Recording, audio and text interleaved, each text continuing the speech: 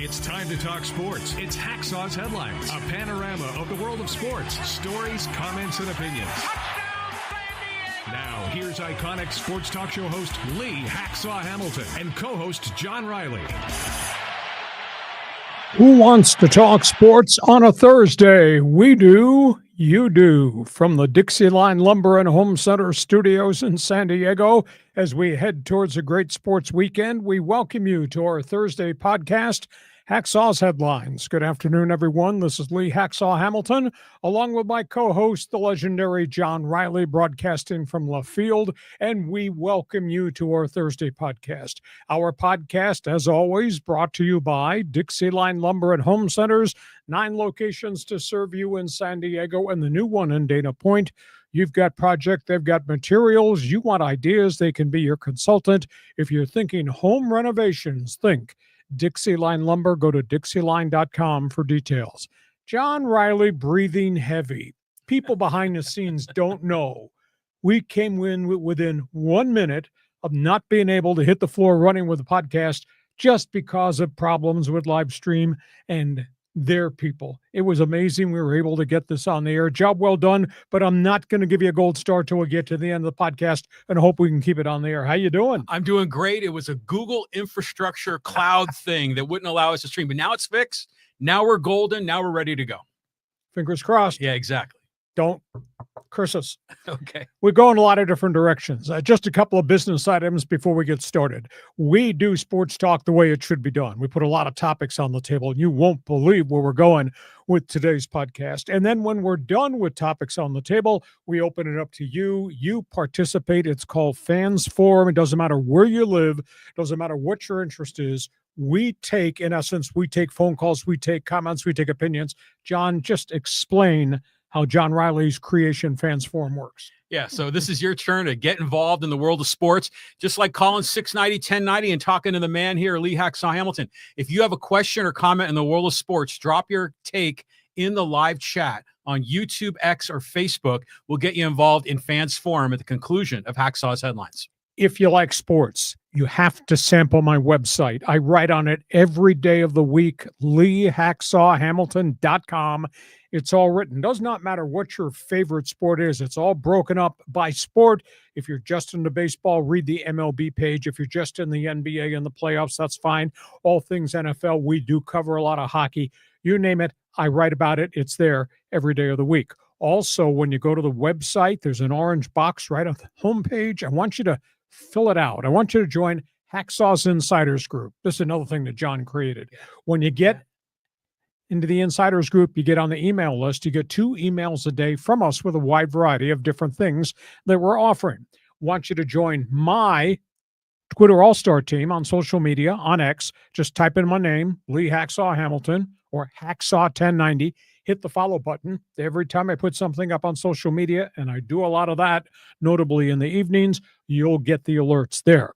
We want you to share. Tell everybody what we do Mondays and Thursdays at 1:30. Want you to subscribe. When you subscribe, when you subscribe on the YouTube channel and the others, you'll get alerts every time we put new videos up on the YouTube channel, which we do quite often. So we go a lot of different directions on this. Give us a thumbs up. It really helps us in terms of evaluation of the quality of the podcast. Give us a 5-star rating. It really helps us too. I've done it all. And I don't know that we have enough time to put all these topics on the table because this stuff has been breaking hour by hour this morning. John, where do you want to start?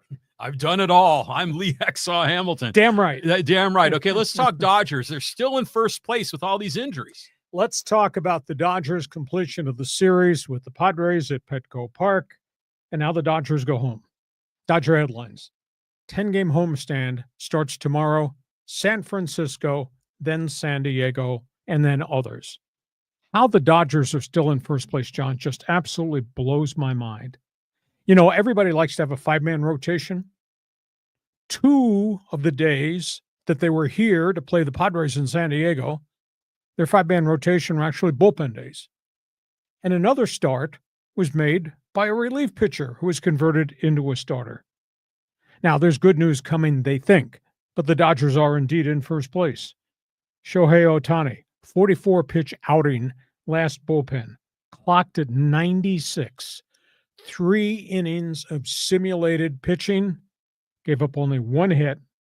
They now think he is going to be ready by early July before the All-Star break. Might be on a pitch count, but so far so good, and he's throwing everything he has in the arsenal.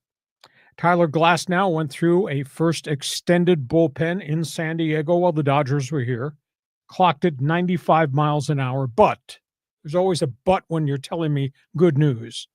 But that's one short bullpen session.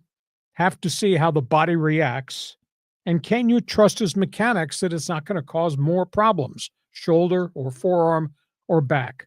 So I got a question mark about Glasnow, but at least he was clocked at 95 and had no problems with the bullpen in San Diego. Blake Snell. Everybody's running around. He threw 15 pitches in a light throwing bullpen session at only 70% effort. He's not throwing breaking balls or anything else. I think he's so far away we can't even talk about it. I was really disturbed. They send out minor league pitcher Matt Sauer, who's a reliever, and they had him throw 111 pitches in 4+ innings. To me, that's terrible. I think it's an abuse of a pitcher. Yeah, you can take the baseball ideology that he took one for the club. He threw 111 pitches in 4 innings. They had nobody warming in the bullpen. They let him out there take all that abuse in the blowout loss, and they set history. They sent their infielder, Kike Hernandez, out to pitch in the 6th inning. Never in the history of Dodger baseball, going back to the late 1800s, have they ever had a position pitcher throw more than 2 innings as Kike Hernandez did against the Padres. And then I looked up what was left at Oklahoma City, and the next guy who's supposed to be the next strong guy in the rotation, Bobby Miller, he gets lit for 10 runs in 3 innings at Oklahoma City and just seems to have come unglued to AAA. And this is a kid that a year and a half ago they really counted on in the pennant race. Emmett Sheehan, who is recovering, who's gone through 3 rehab starts, will make his 4th rehab start end of this week in Oklahoma City. They think he might be on the brink of a recall. So the Dodgers 10 at home starting tomorrow night with the Giants. Dodgers are 3 games up on the Padres in the win column. And the Dodgers are doing this with a half a pitching rotation. I just cannot believe that they're still in first place. And John Riley says, so I got 2 questions for you. And one involves OHTANI and one involves SAUER and Kike Hernandez.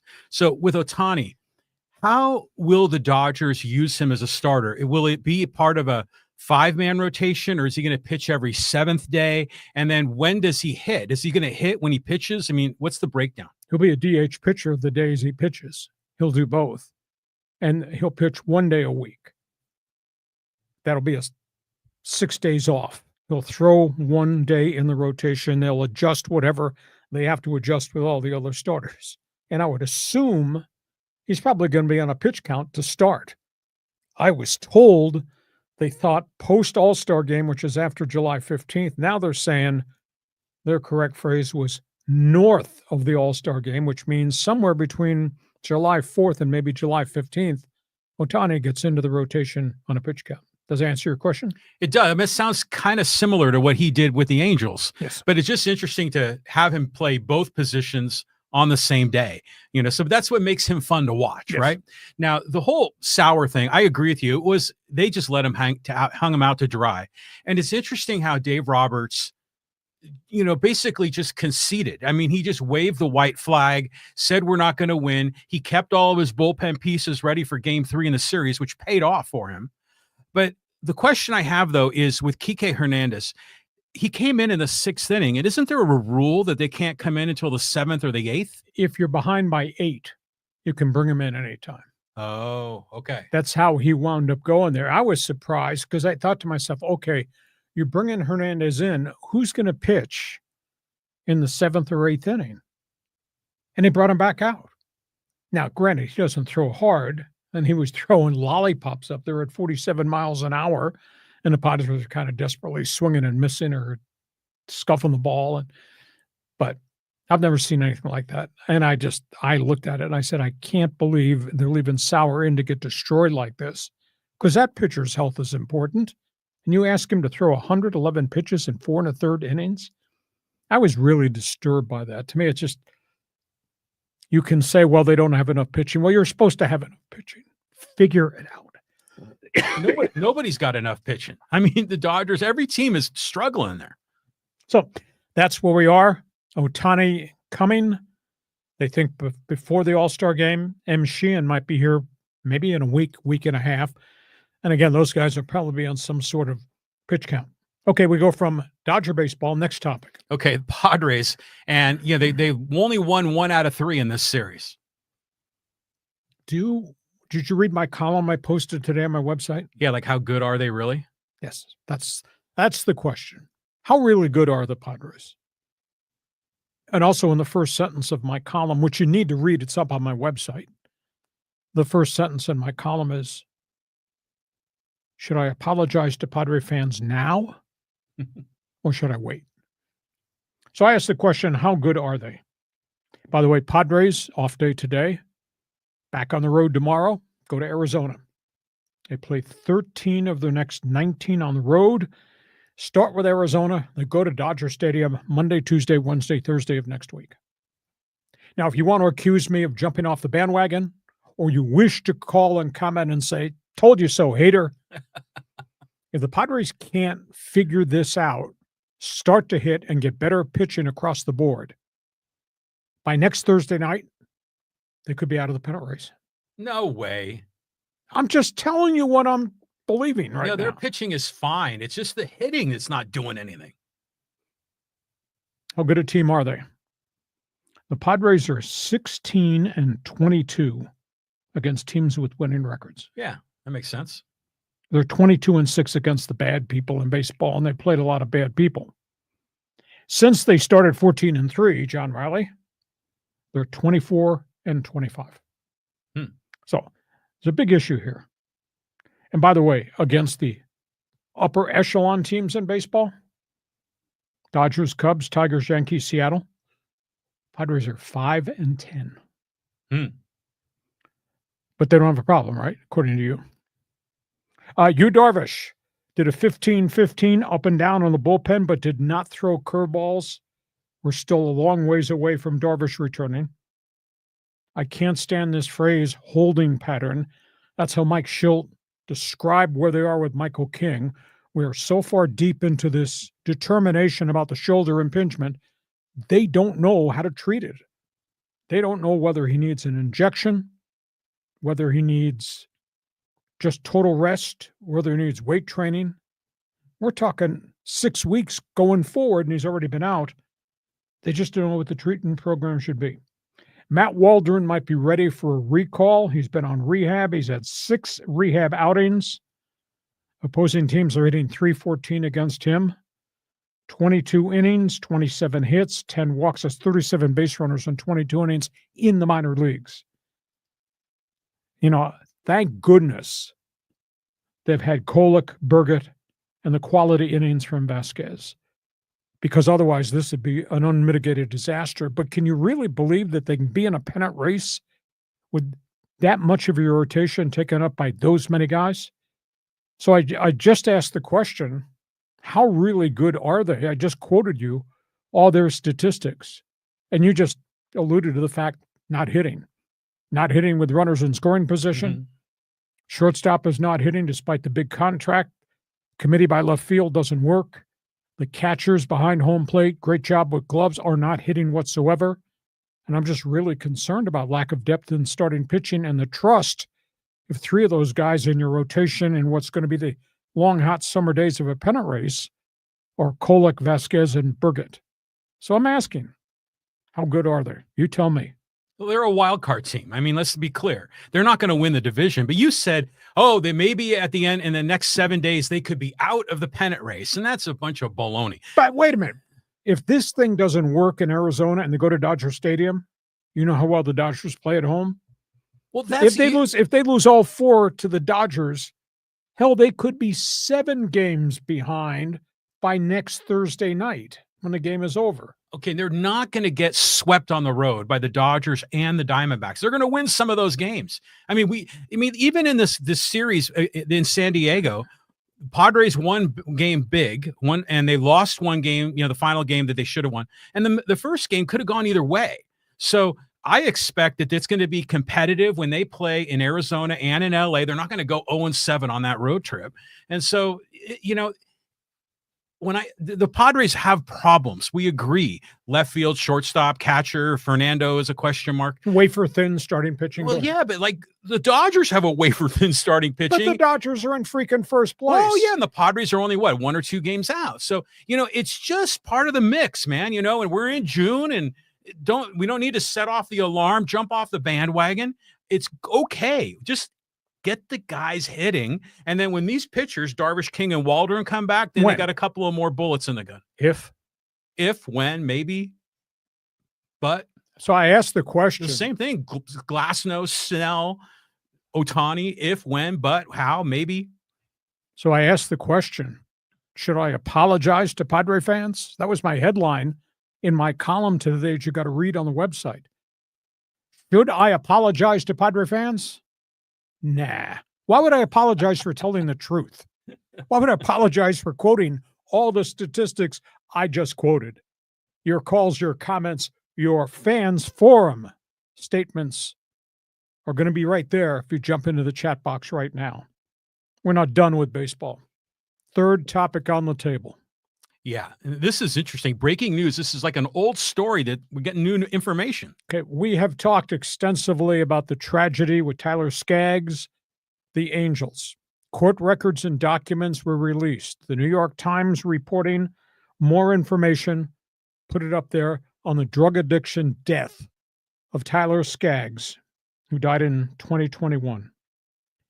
We all know about Eric Kay, the public relations director, who was found guilty of supplying all types of medications, painkillers, fentanyl, to different Angel players, including Tyler Skaggs.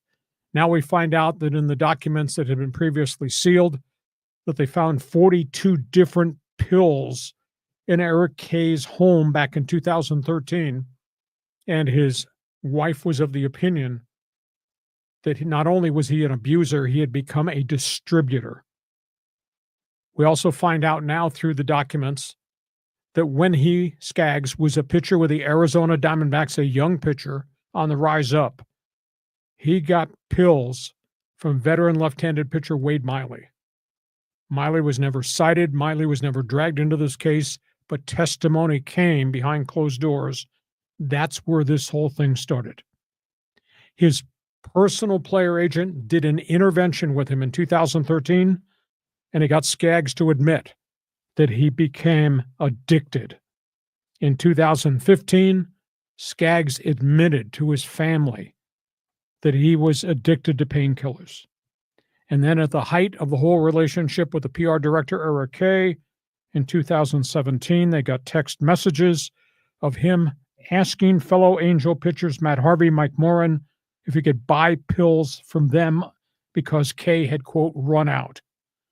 In 2018, it was cited he was taking 5 Percocets, painkillers, I believe, John, 5 Percocets per day on top of whatever else he was taking. 2019, he died of a drug overdose in an Angels hotel on the road in Texas. It's just an unbelievably sad story. The family filed a $219 million lawsuit against the Angels. The Angels have now asked the court to dismiss the entire lawsuit because of the latest documents that have shown that Eric Kay was involved way back with painkillers and drugs as far back as 2013 with the Arizona Diamondbacks, and they did not know that their PR director was dealing with it. They had no knowledge that Skaggs was buying stuff from other players, no idea that Kay was a drug supplier to Tyler Skaggs. They did admit they knew that Kay had problems, and they got Kay put into rehab, and Kay kept coming out of rehab and relapsing along the way. Really unbelievably sad story involving a pitcher who died and obviously had a really bad drug addiction. It's just the bad news, just the black cloud over Angel baseball just never, ever goes away.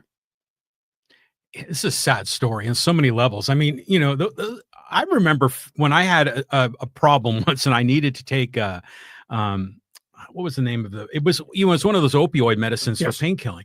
And it's addictive. It really is. I mean, when you start coming off it, you want more.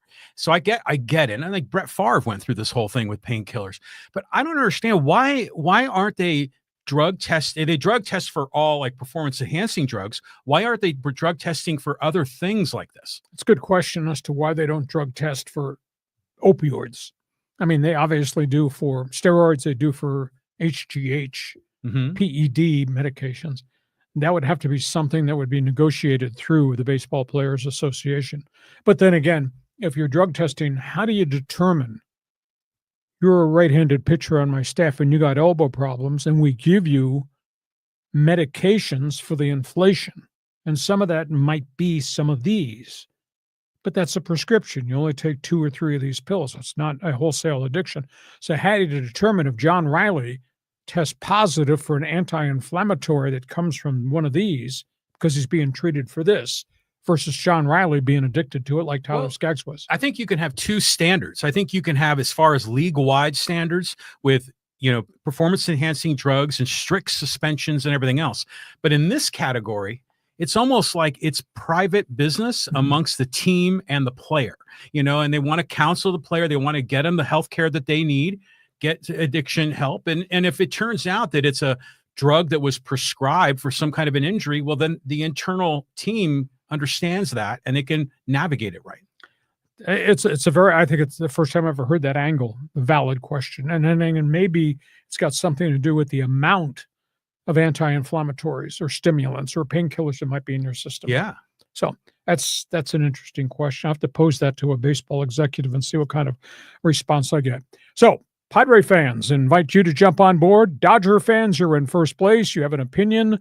Angel fans, the latest on this whole New York Times story involving the sealed documents that were released that they got access to. By the way, Petco Park, that kind of did sound kind of like Dodger Stadium for a couple of those nights. Isn't that amazing? It's awesome. And I just think it was great the way the national media was fired up about it, although a lot of the games weren't shown on national media. But everyone acknowledges this is a really big rivalry, and some Dodger fans will kind of thumb their nose and know the Giants are our real rival, but this is a legit rivalry. Padre fans are excited about it. Dodger fans are excited about it. The players have admitted that they're excited about it. So it's fantastic that the fans come out and create a lot of energy. Wish we would have won more. Over 22,000 Dodger fans there on Wednesday out of 45,000. Well, you do, when you're watching on TV, you do a quick scan of the fans. See a lot of blue. Yeah, exactly. There's like blue and then there's gold and blue and gold, and they're all kind of mixed together. That's where we are in Major League Baseball. Fans Forum chat box is open for business. We're not done here in the first half of this Thursday podcast. We move on. We got NFL to talk about. NFL, the Steelers are at the top of the list doing, more Aaron Rodgers news. Okay, we're going all over the place. Final day today of the NFL OTA workouts. Then everybody goes on summer vacation, comes back middle of July, opening of training camp. Let's talk about Pittsburgh. Aaron Rodgers went through his second day taking snaps with the Steelers after checking in and signing the contract on Monday. Did his first press conference in Pittsburgh, even though there are a lot of doubting Thomases and the fans and the media as to what Aaron Rodgers can bring to the Pittsburgh Steelers. But he said the decision he made was the best decision for his soul. He's always a deep thinker. He said he talked extensively to Mike Tomlin. He said Tomlin sold him on the culture, said it was a cool conversation that he had with Mike Tomlin about where the team is. Says, I know this coach. I know this guy's track record. I believe in him, and I believe in the Steeler defense. So that's where we are. Aaron Rodgers is the man in Pittsburgh. I think he's going to be a difference maker. He'll be probably a little bit of a different quarterback than he was with the Jets, and obviously what he was in his halcyon days with the Green Bay Packers. Denver Broncos. I like this acquisition. Denver signs J.K. Dobbins, leading rusher Chargers last year. Prior to that, heavy-duty running back Baltimore Ravens. Really explosive run guy, tough guy, catch-the-ball guy. has a lot of history of injuries, but when on the field, this guy makes a lot of plays. The unique thing is he's not going to be the only ball carrier in the Denver lineup. They got 3 different backs they're going to use. Each of them is a little bit different, but I happen to think J.K. Dobbins had over 1,000 all-purpose yards, had 905 yards rushing, like 5.5 yards per carry, caught a bunch of balls out of the backfield. So I think this is a really good acquisition for all the stuff that Sean Payton does. Rams camp, Davante Adams. He has looked electric in the Rams OTA workouts.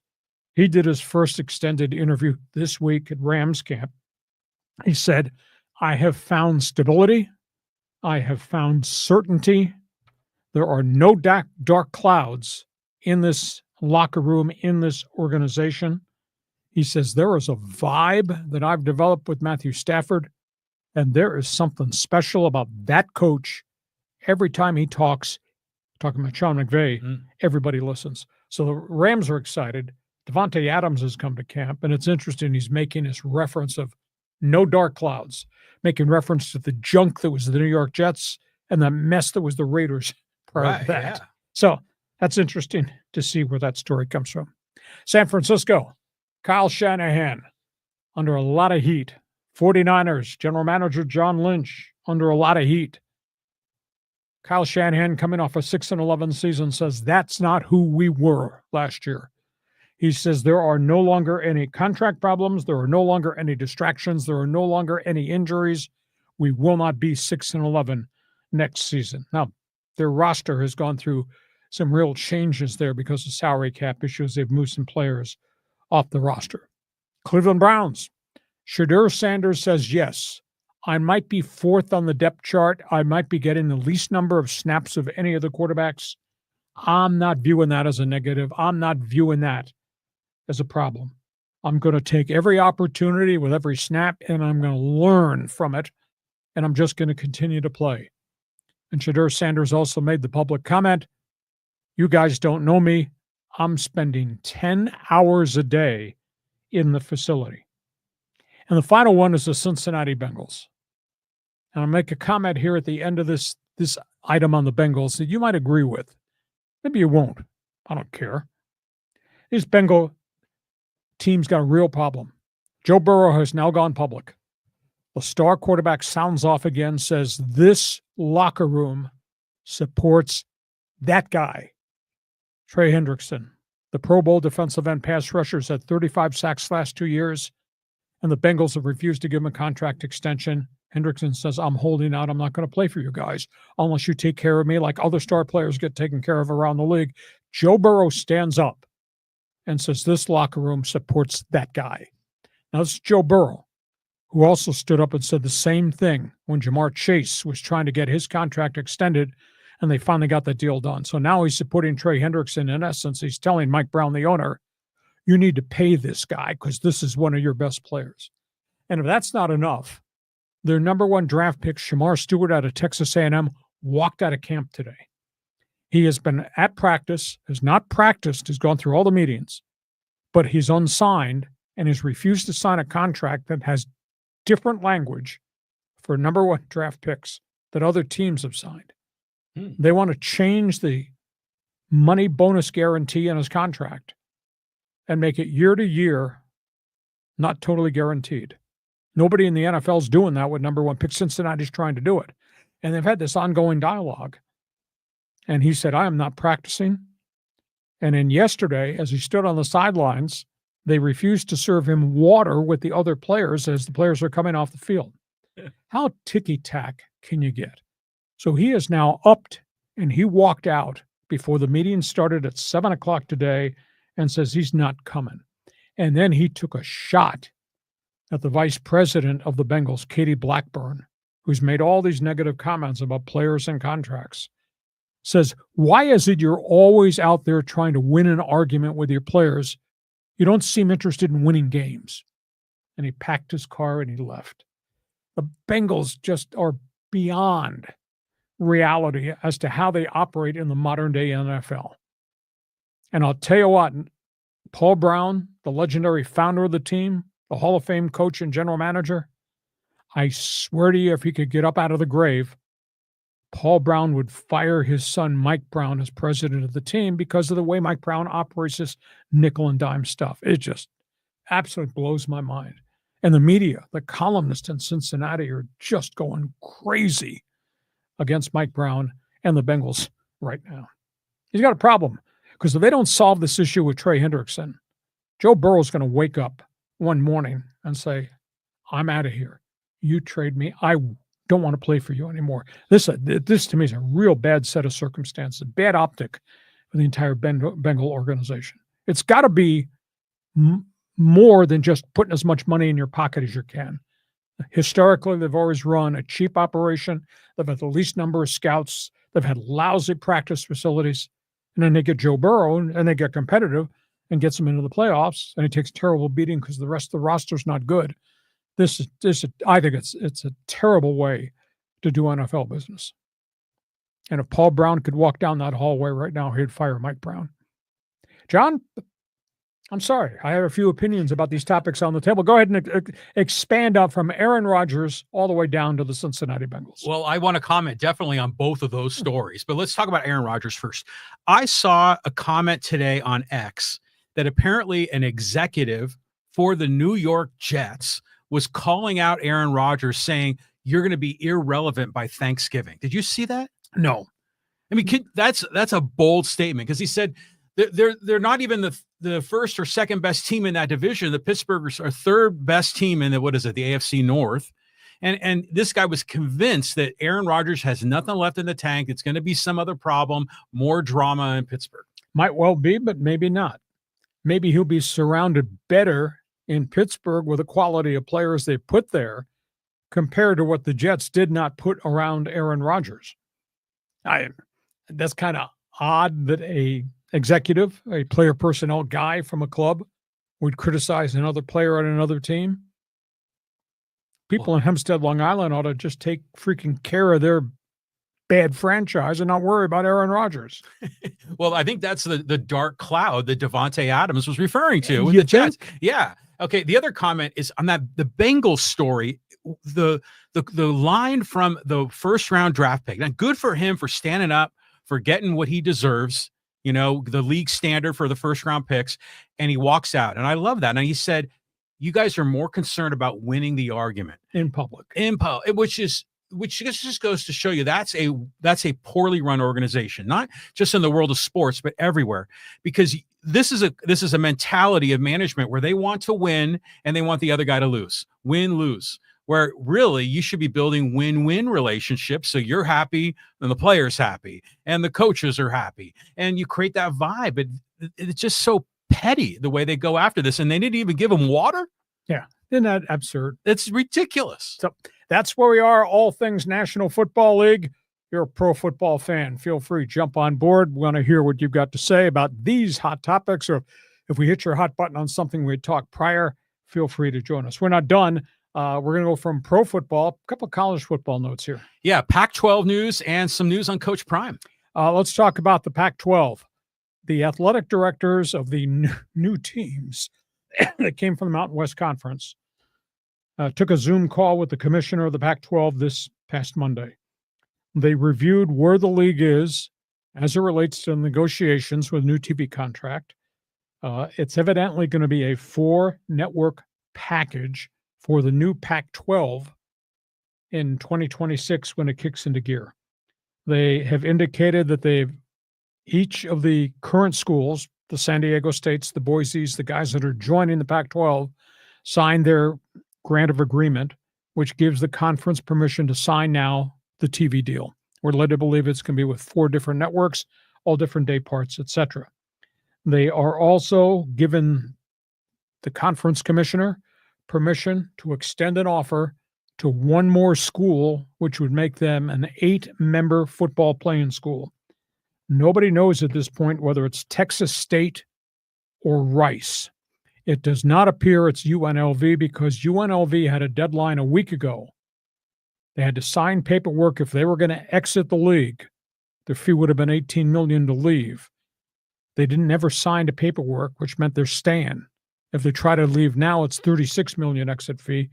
UNLV does not have that money. So if there's expansion coming pretty quickly, I would assume they're going to make this announcement. Maybe it's going to be tied into the TV contract. I don't know whether it's going to be Texas State or Rice. Rice obviously is in a bigger TV market. That's in Houston. So it'll be interesting to see where that goes. Meanwhile, San Diego State, after the House congressional settlement was announced, the $2.8 billion deal, announced the formation of another fundraiser to help keep San Diego State in the upper echelon as they go into the Pac-12. And the response from the fans hasn't been good. The response from the fans is they got donor fatigue. How many times can you ask us to donate money to an athletic program? Because you got the very successful Mesa program for basketball, and you got the 619.com program that started for football, but it's been very slow to catch on. And now you're going back to your alumni and your donors, and I've asked them for more money because they're trying to raise more money to put it into the pot. So there's a big issue at San Diego State, probably like there's a big issue, I think, at a lot of the other mid-majors. So that's the latest with the Pac-12, the Mountain West Conference, and obviously SDSU. At Boulder, Coach Prime has not been on campus for weeks. He's missed all of his off-season football camps for kids in which he teaches. He's back in Texas. The report is he's had more blood clot problems. He had blood clot problems in his leg. He had blood clot problems in his toes, which led to an amputation. He has not been back on campus. Now, he just yesterday texted that he's in good condition and he'll be returning shortly, and there'll be more details when he comes back. But obviously, his health has kind of become an issue, his post-NFL health with these different injuries to his legs and his feet triggered by blood clots. That's kind of a serious thing. So, John, that's where we are with all things college football. Yeah. Heart goes out to Coach Prime, man. Get well, get healthy soon.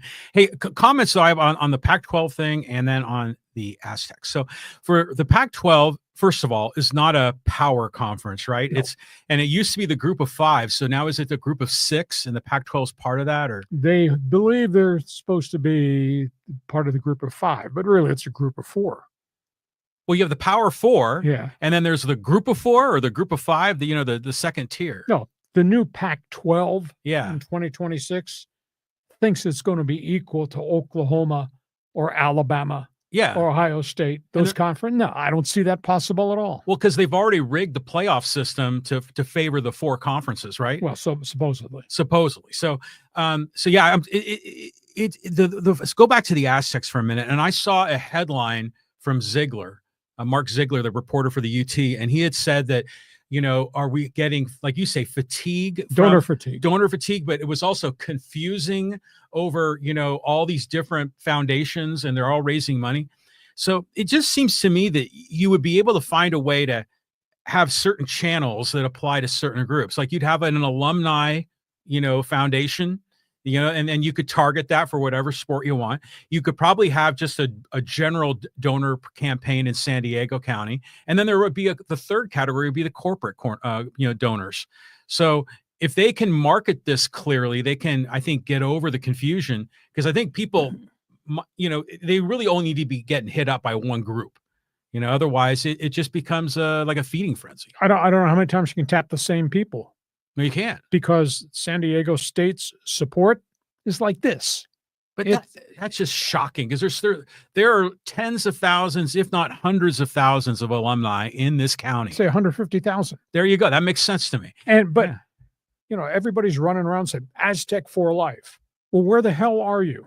How come your football program has 5,900 season ticket holders in a brand new shiny stadium? Well, I'll tell you what, the people that do show up, those 5,900, they are Aztec for life. Those guys are loyal.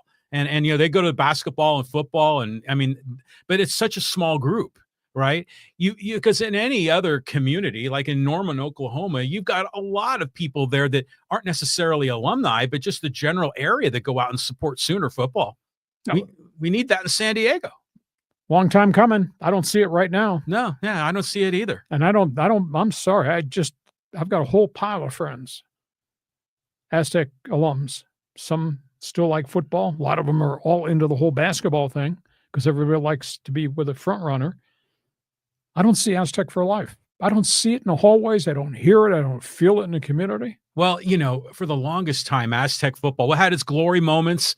Certainly when you were broadcasting, and then back in the 60s and 70s. Coryell era. Yeah, so they were good then. But that was a long time ago. Yeah, it was a long time ago. So I would think that, Aztec fans just wants to be convinced. If you win, it's not if you build it, they will come. It's if you win, they will come. Aztec for life. I don't see it. Anybody else out there see it? Fans Forum chat box is open. We're doing this podcast because we cover the big topics every day, and we do this because we want you to join us. Hey, we get to halftime. This podcast brought to you by DIXIELINE Lumber and Home Centers, 9 locations to serve you in San Diego. We spend a lot of time talking about DIXIELINE. When I mention the word DIXIELINE, people say, oh, big lumber store. Yeah, they sell a lot of lumber to the people that build in all these different estates and houses and projects. Well, DIXIELINE is more than that. John and I have kind of laughed a little bit. Walking down the hallway here, we've got this renovated kitchen, which looks pretty slick. And then we've got these bathrooms, new counters, and that's what DIXIELINE's all about. It's not just a lumber store. You explain it. Well, it's DIXIELINE means a great deal to contractors and builders, that are building custom homes or doing additions or, whatever you might be, if you're a serious builder or contractor, but they also appeal to the homeowner, because they have the designers, so the consultants that'll help you with doors, with sliding glass doors, with front doors, with back doors, with all kinds of options. They've got people that understand windows. They can help you optimize your HVAC system in your place. And then on the same time, they can do the decking out in the backyard. Like, if we're going to have a barbecue, you're going to entertain maybe little dads and grads this weekend. They have all of those products as well. So if you're a homeowner, a builder, or a contractor in San Diego County, you got to visit DIXIELINE. DIXIELINE. And of course, check out the Solana Beach DIXIELINE display, which has all the stuff that John just talked about. Kitchens and bathrooms and family rooms and windows and doors and what they can creatively do on the back patio. Go to DIXIELINE.com, find out all the things they have. Hey, we're here at halftime. Just a couple of reminders. When we're done talking about topics on the table and you're ready to scream about what he said, or maybe what I said, if you got an opinion, we want to hear what it is. Fire us an opinion, a question, an answer, a statement in the Fans Forum chat box right now, because we'll try to get you online. We get a ton of people that join us at the end of every podcast, so that's coming up. I want you to check my website, LeeHacksawHamilton.com. Got to read my one man's opinion column on the Padres. Agree or disagree, don't care. Just read it.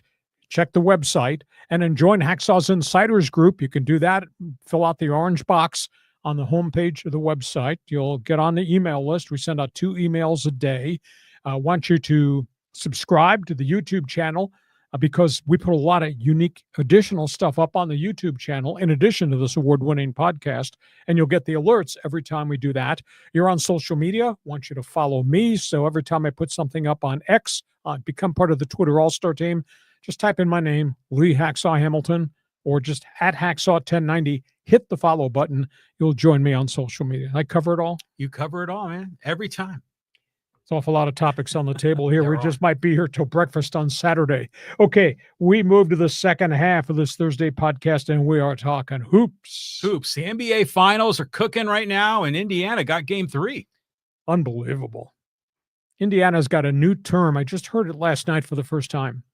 The Indiana Pacers are describing their defense as a power wash defense. They just torch you defensively. And if you don't believe what's coming out of the mouth of Tyrese Halliburton, then just watch the game.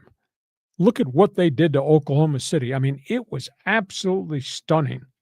The Pacers pounded the Thunder into submission, and Indiana now has a 2-1 lead. They wiped out a 9-point deficit early. They just choked off OKC's defense. They got defensive stops. They got blocks. They got turnovers.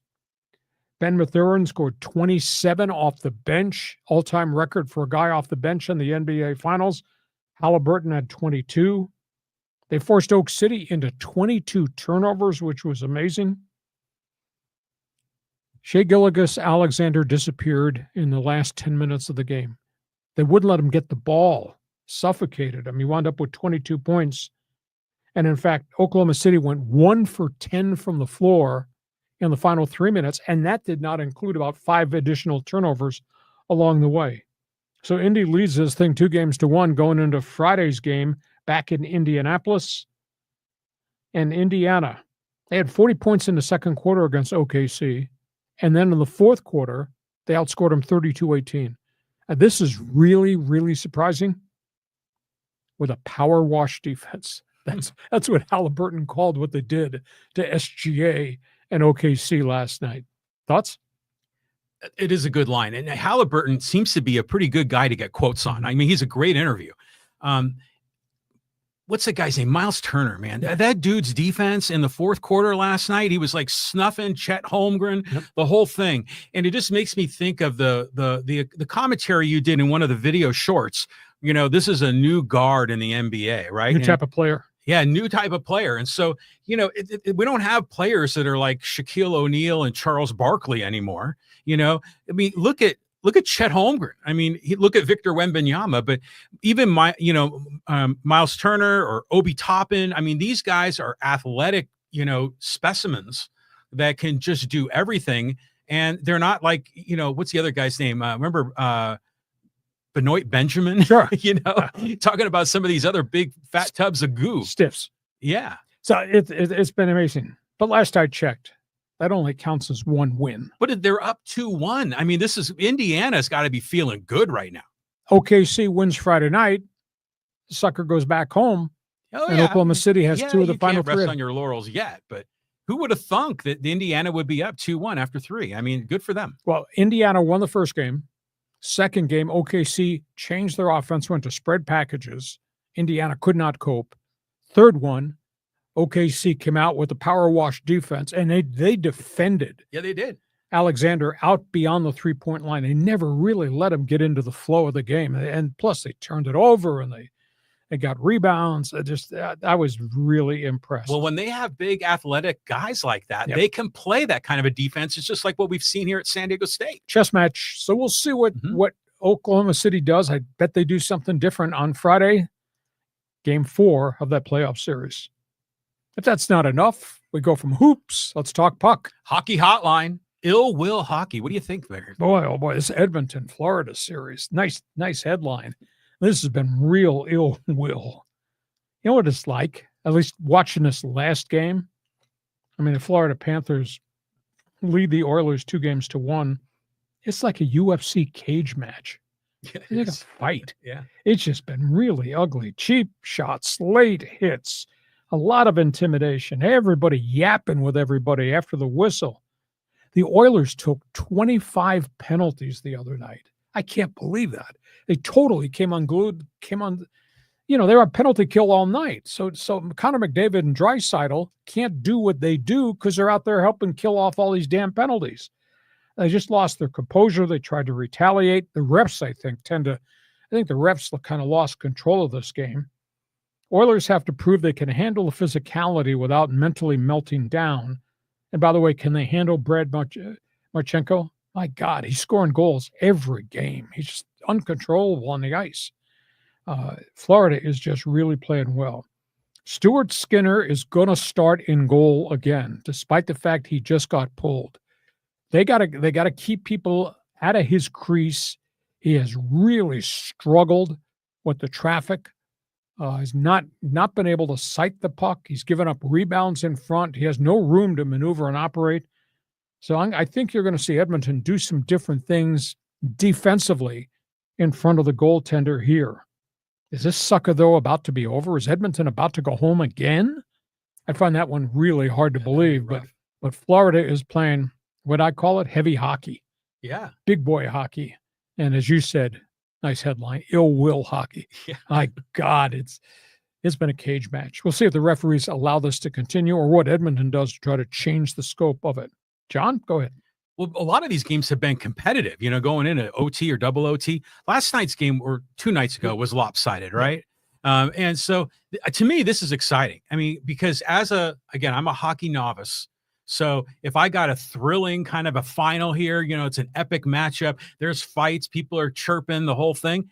I like that. I mean, that gets me excited. So, I mean, this has been a great series. I love to see Edmonton pull this off.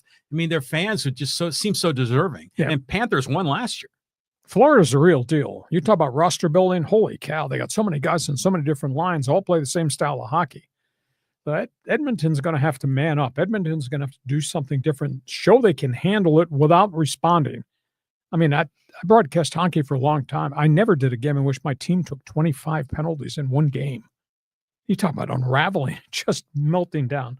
Okay, we go from that on the ice to stuff off the ice. And I told you something was going to happen. It just did. Okay, trades in the NHL. Let's just talk about it. The Anaheim Ducks, who've been rumored to be in the running for Mitch Marner of the Toronto Maple Leafs, and they could still be when the free agent window opens July 1st.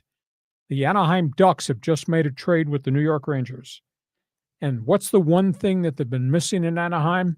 Veteran experience, guys who can score goals.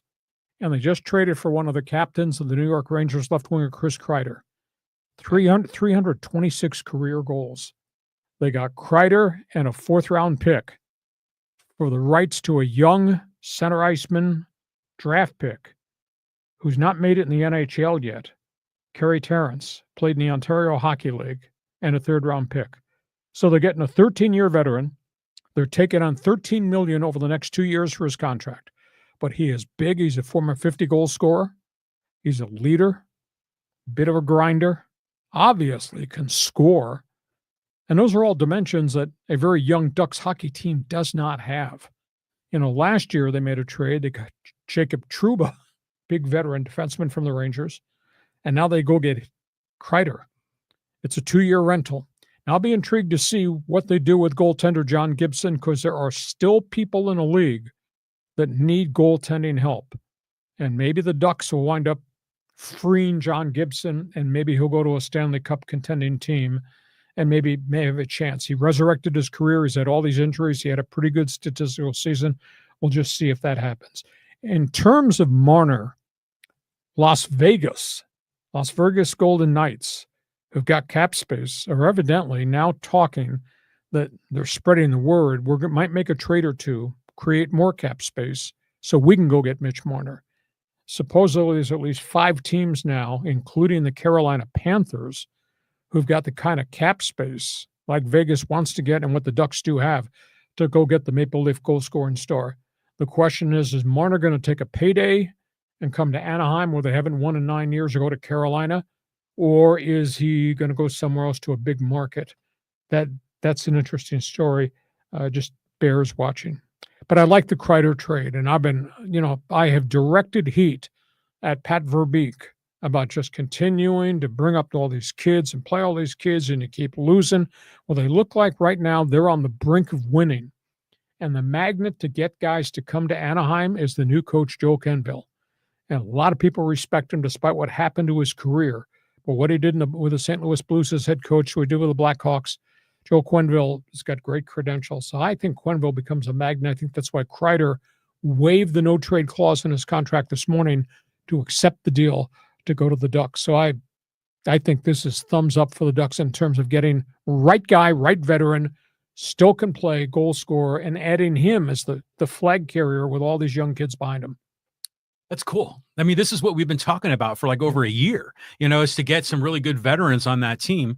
But I had my question, you seem to answer it near the end there, where they can still go after Mitch Marner. I mean, they still could have a shot at, so they can fit within the salary cap, that could fit on their roster. It could all work. Except Marner wants $14 million a year. That's a lot. That's a lot of bank. But they could fit it in the budget, right? Yes. Okay. So the question is what's his true value? And by the way, if he ends up going to the Vegas Golden Knights, who's going to be fired up about that is Hacksaw Insider Lenny, just huge VGK fan. So let's see what happens. I'm curious to see where he goes. Okay, that's all things NHL. We got another hockey story that we've touched bases on, and this story is about to come to an end. We're waiting for a decision from the judge. Go ahead. Yeah, Team Canada, judge fate of 5 players. Okay, this story broke in 2018. Team Canada's young hockey team of the World Championships won it. Had a party in London, Ontario. Whole group of players at a big drinking spree got involved with a woman. It wound up being, quote, gang rape. She has sued, has gone to trial. These 5 players, 3 of them are in the NHL, didn't play at all last season. One of them is a goaltender for the Philadelphia Flyers, Carter Hart. It's really been a sleazy 9 days of testimony. The judge dismissed the jury because of tampering. The judge, who I just found out is female, the judge will make the decision on the fate of these hockey players. The closing comments have just been made.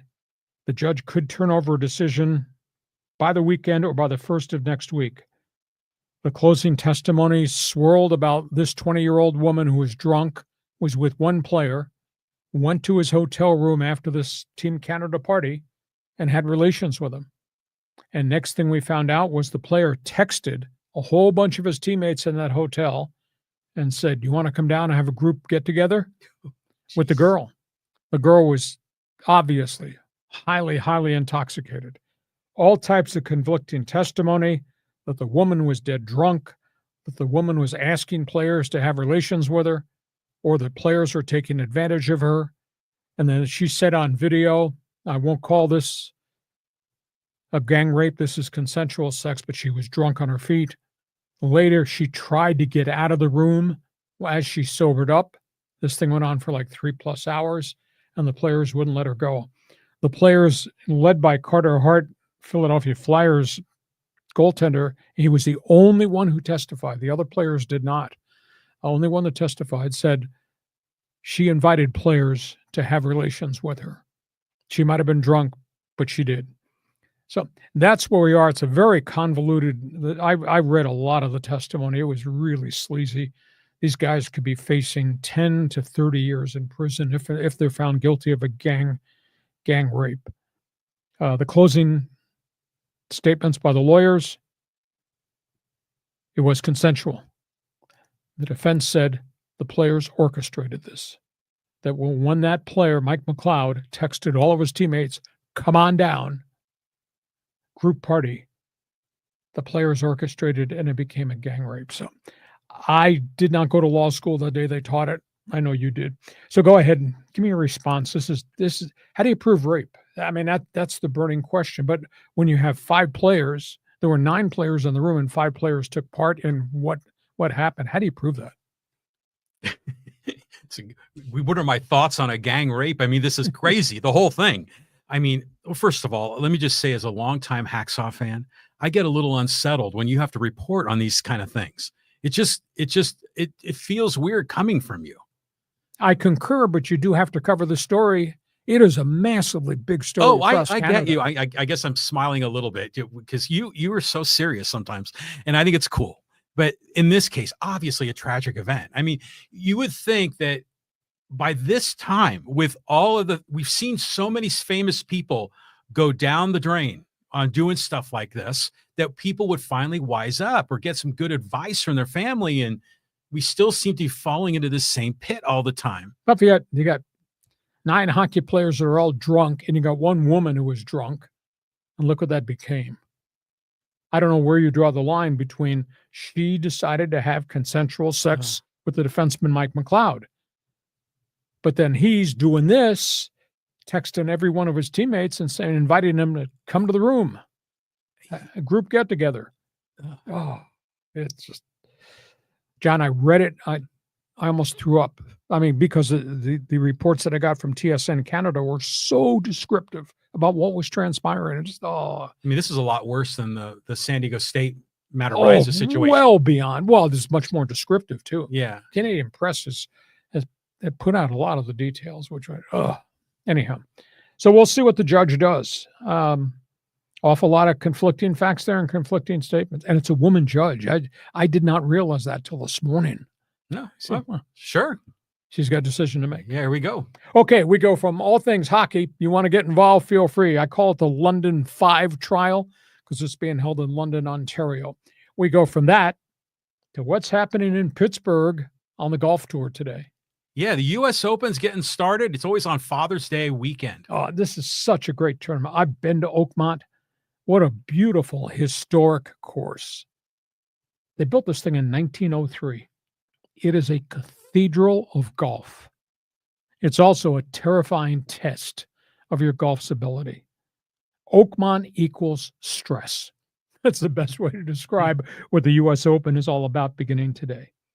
A mental test, a physical test, an emotional test. You know, they've hosted 9 U.S. Opens. And get this piece of history. I love that headline. U.S. Open, Oakmont, integrity of par. Get this stat. It's brutal. In the history of the 9 U.S. Opens in Oakmont, only 2% of the golfers who have ever played have broken par. Only 2%. Oh, my God. Over 9 U.S. Opens. It's just so rugged. They've had guys, the best score ever to win the U.S. Open at Oakmont was a -5. That's after, 4 days, 4 rounds, -5. Wow. One guy, 1 year won it. He was +7 and he won the tournament. Nobody broke par. Tight fairways, 6 foot deep pot bunkers called a penal colony. That's what they call them. That's a great name. 5-inch deep cabbage patch rough, putting on greens like putting in your bathtub. Oh my God. And as one of the golfers said before they teed off this morning, he was on the practice green, let the suffering begin. So anyhow, you got Scotty Scheffler, who is just totally taking control of the Pro Tour. Rory McIlroy had a practice round on Monday at Oakmont. He shot an 81. An 81. Wow. At Oakmont. Bryson DeChambeau, Joaquin Neiman, the 2 hottest guys in the LIV, coming there, both scuffling and struggling historically. You know, the U.S. Open it's not the Masters in terms of beauty. It's not the British in terms of the sky view and the open links course. The U.S. Open historically is an obstacle course, not a golf course. And that's what Oakmont is. As we were taking to the air, former Aztec J.J. Spann shot a 4 under par. He was the first round leader with half the field still out there. Yes. That's cool. Sam Burns was at 3 under. From the LIV, Brooks Koepka was still on the course. He was -2. -1 was Colin Morikawa. Scotty Scheffler was 2 over at the turn, so he's at least 6 shots back with 9 holes to play. Xander Schauffele finished 2 above. DeChambeau had 5 bogeys today at Oakmont. He was +3 in the clubhouse. Rory, 4 bogeys and a double. He's at 4 over. Like I said, let the suffering begin. It is so cool. It is such a beautiful course. It is such a hard course. Of course, it's an obstacle course. It's not a golf course. You know, I just love the whole idea of these golf courses that have special holes with names, or these bunkers called the penal colony. I mean, that's what makes it fun, because we were talking about that with the British Open last year and some of the train track hole and all that stuff.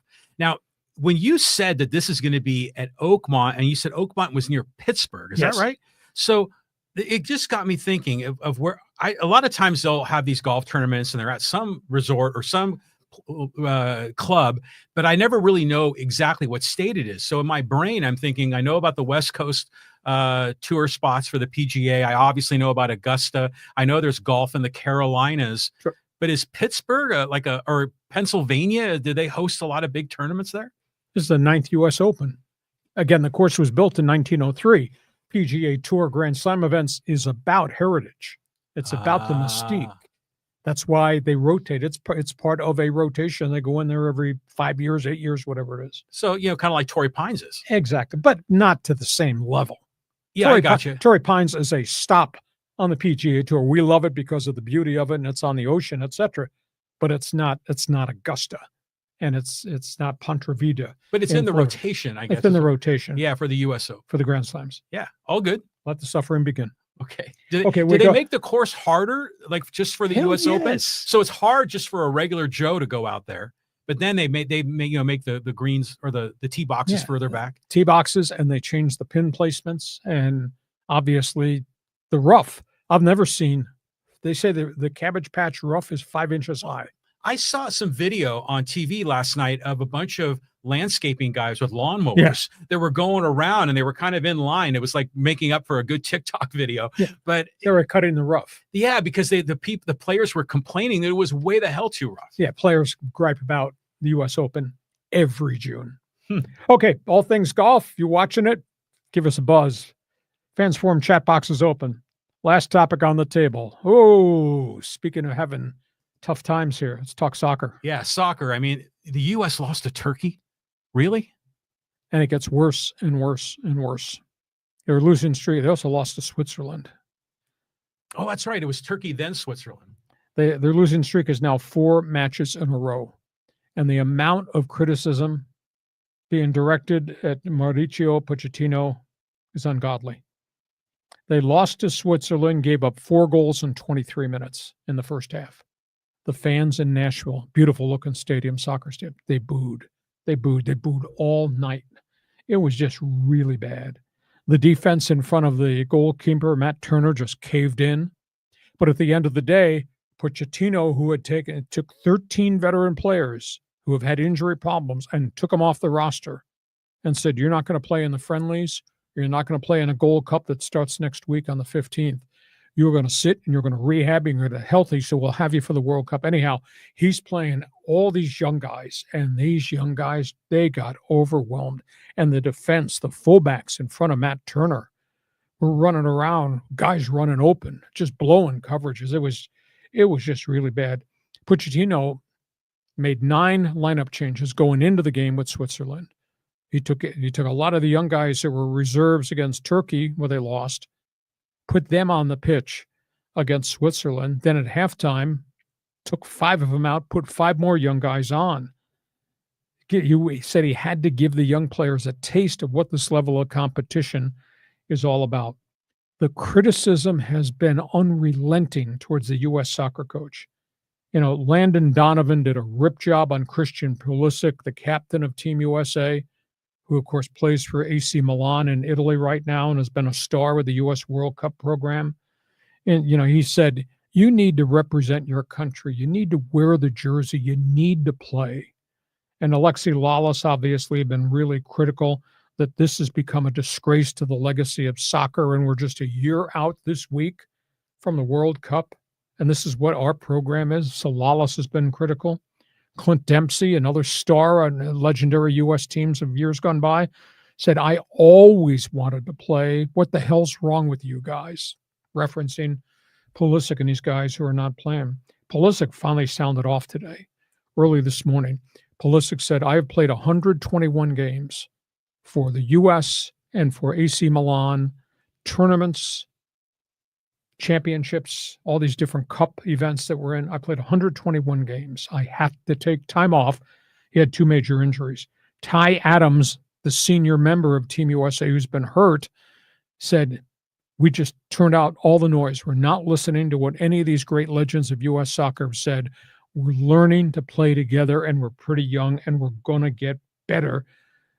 But he said the legendary stars are really out of line for taking this public stance against Pochettino right now. But man, this criticism, I mean, it has been nonstop. And so they're sitting there now with a 4-game match losing streak. And next week they go in a Gold Cup. I don't think they're going to win a game of Gold Cup because these kids are not ready to play at this international level. But Pulisic and these guys say, we need to get healthy. We'll get all these guys back. And by the time we get to the World Cup, a year from this coming week, we'll have this thing back together. But nobody sees it that way. Yes, it's interesting. First of all, I would imagine other nations have the same problem, right? I mean, is Leonardo Messi playing for the Argentina right now? Yes. Okay. So the big players around the world will mostly go back to their team. Oh, they all go back to their national team and play in these things. Thing is that the US, but you don't get people like Pulisic, you know, like the Italian version or the French version. Saying, some guys are out because of injury, but Pulisic has indicated, I need to take time off. It is really interesting, though. One of the English commentators made a comment about Landon Donovan. So Donovan is sitting here ripping the hell out of Pulisic. Donovan took a full year off from Team USA, and Landon Donovan's the all-time leading scorer for American soccer. He took a full year off. because he was exhausted. And yet he's turned the tables now, and he's ripping Pulisic. When Donovan did it, I want to say in 2012, 2013, he stepped away. But Donovan, he's more of a media guy now than a coach anymore, right? Well, yeah, no, I mean, but he was a legendary player. Well, obviously that, true. But yeah. so he's turned media guy, and he's pounding on Pulisic. But Landon Donovan did the exact same thing when he needed a break from soccer. I think we're finding out these days in the news media that hypocrisy doesn't matter to people. You don't want me to go there. No. You don't want me to. Okay. Anyhow, so that's where we are. All things soccer. If you're a soccer fan, corner kick us an opinion in the fans forum chat box. We'd like to hear from you. Do you side with Pulisic and the new coach that they got to get these guys healthy for the World Cup? I mean, how important is a Gold Cup victory in the bigger picture of things?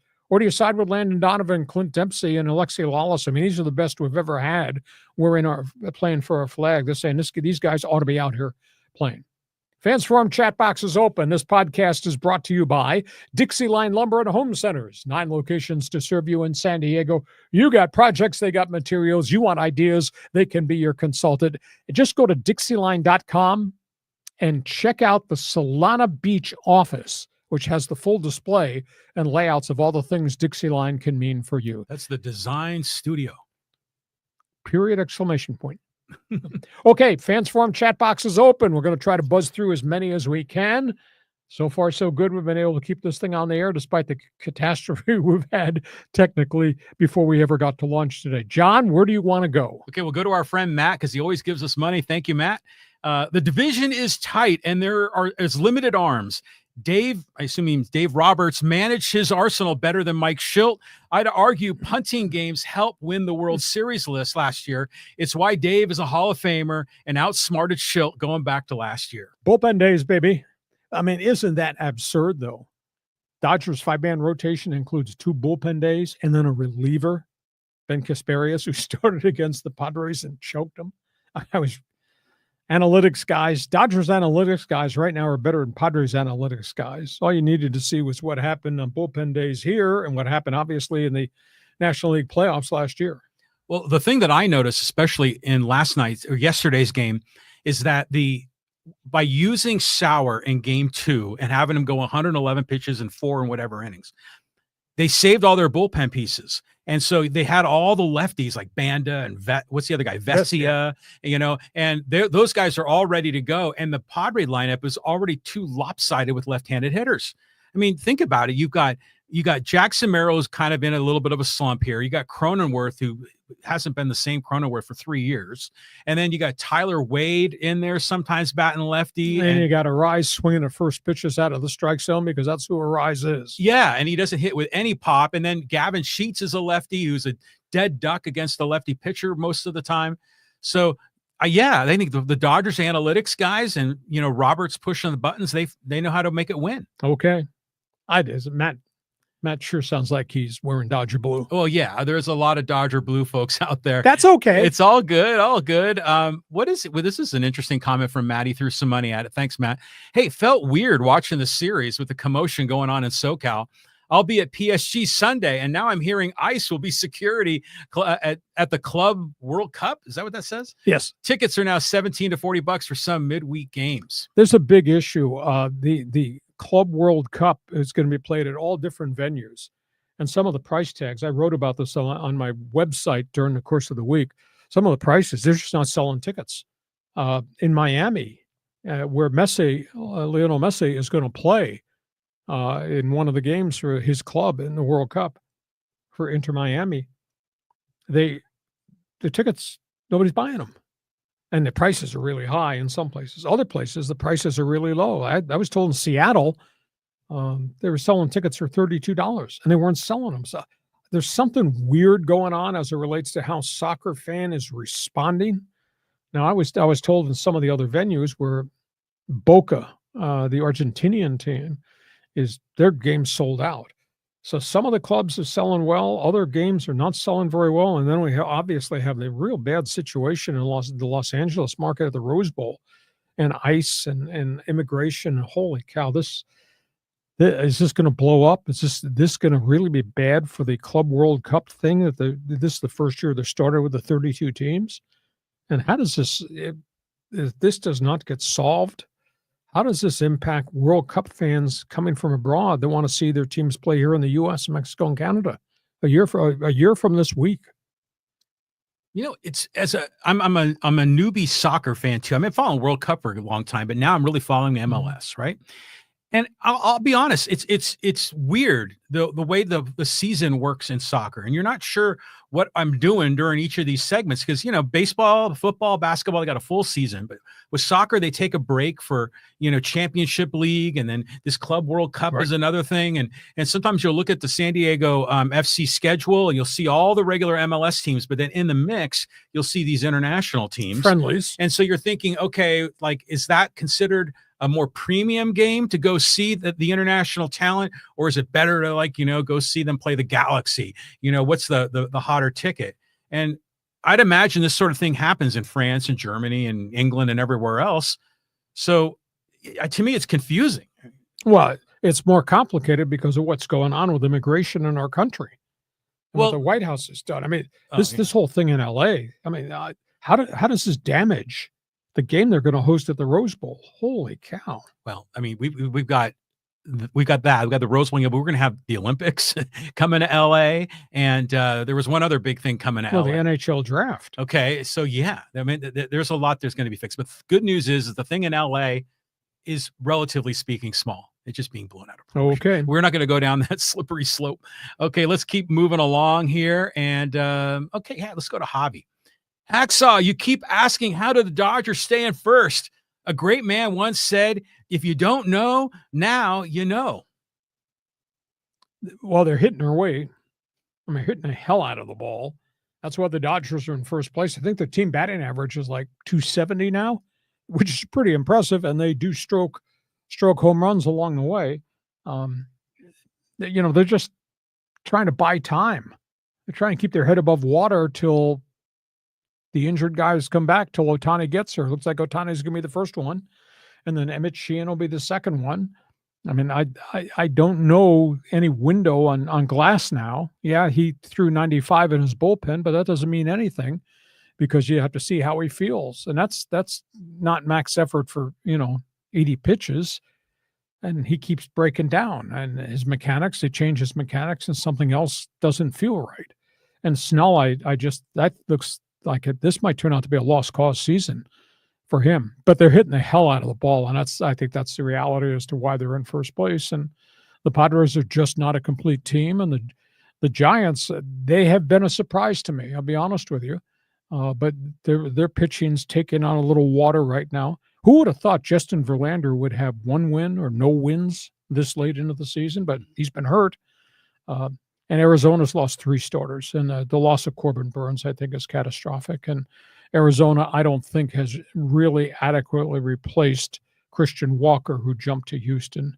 They got Josh Naylor from Cleveland. I thought, well, he's going to step in and he's going to do a job, but he's not hitting very many home runs in Arizona either. So D-backs, they might be a 500 team right now.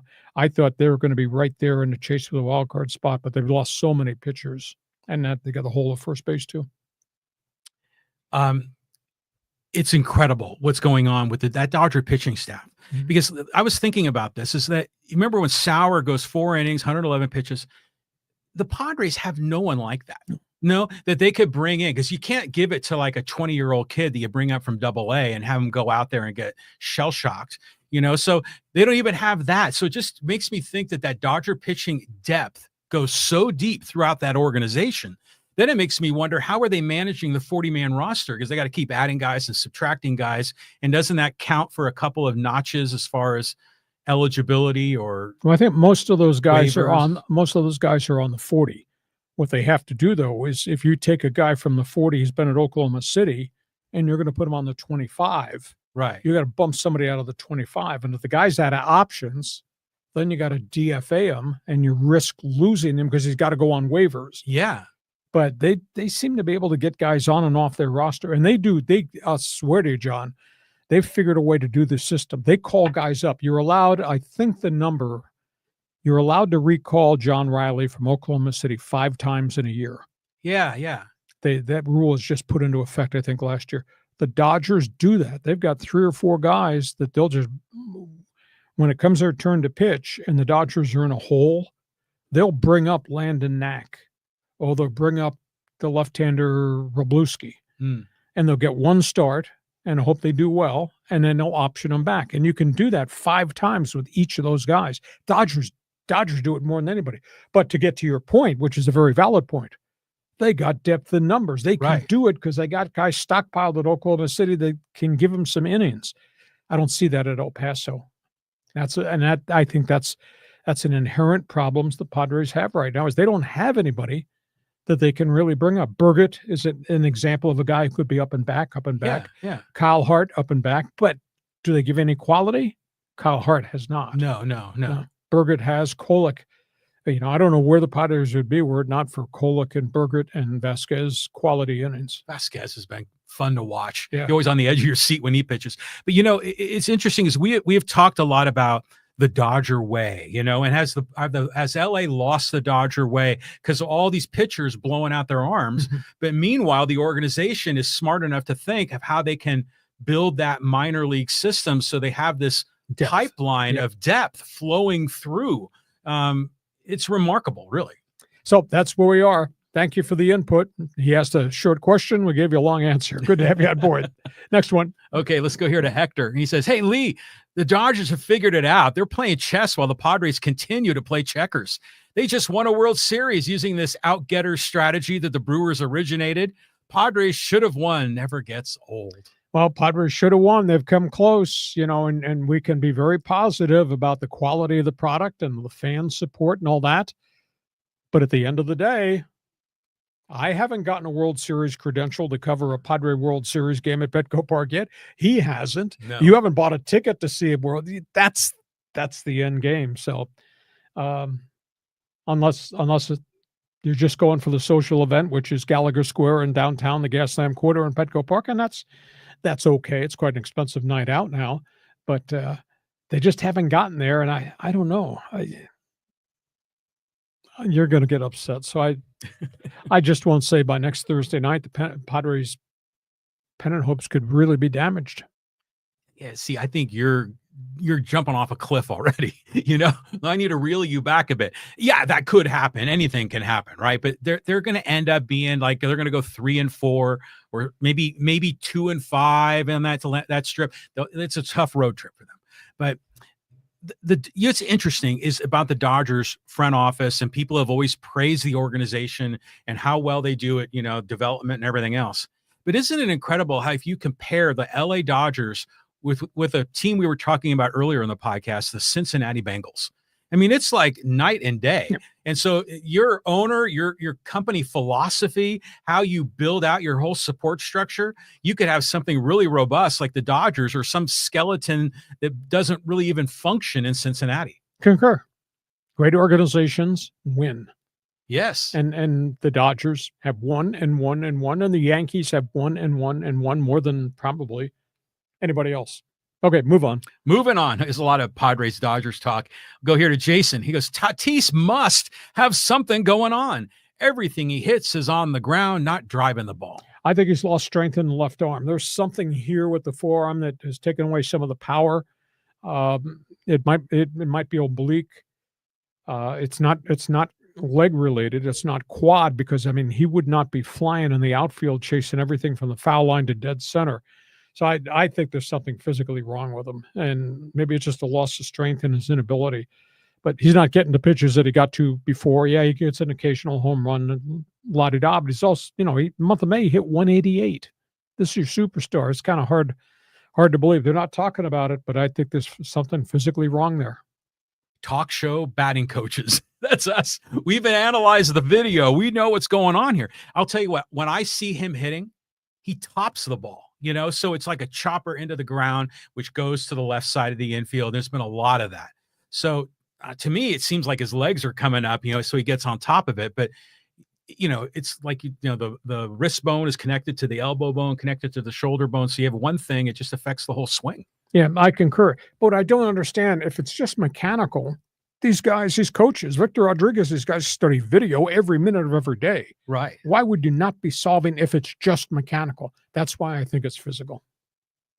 Okay. All right. Yeah. I don't know. You can't solve my problems. I got them all over the place. Okay, next one. Thanks for the call. Get you in the Padre dugout. Okay, let's go here to John. He goes, once upon a time, Davey was the Padre bench coach, and I thought the logical candidate to take over from Bud Black. I think Davey might still be holding a grudge. Dave Roberts is like one of those old-time SEC football coaches who can take his and beat yours, and then take yours and beat his. Have to give credit where credit's due. I like Mike Schilt, but Davey is in a class of his own. Well, again, Roberts has good people above him. Roberts has an organization that has unlimited amounts of dollars to use. I call them Dodger dollars.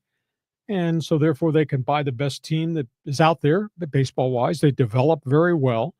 One thing they can't buy is health, John, and we've talked about that in the past. The Padres, they've spent an enormous amount of capital. They're locked into a lot of long-term contracts, and now there's a lid.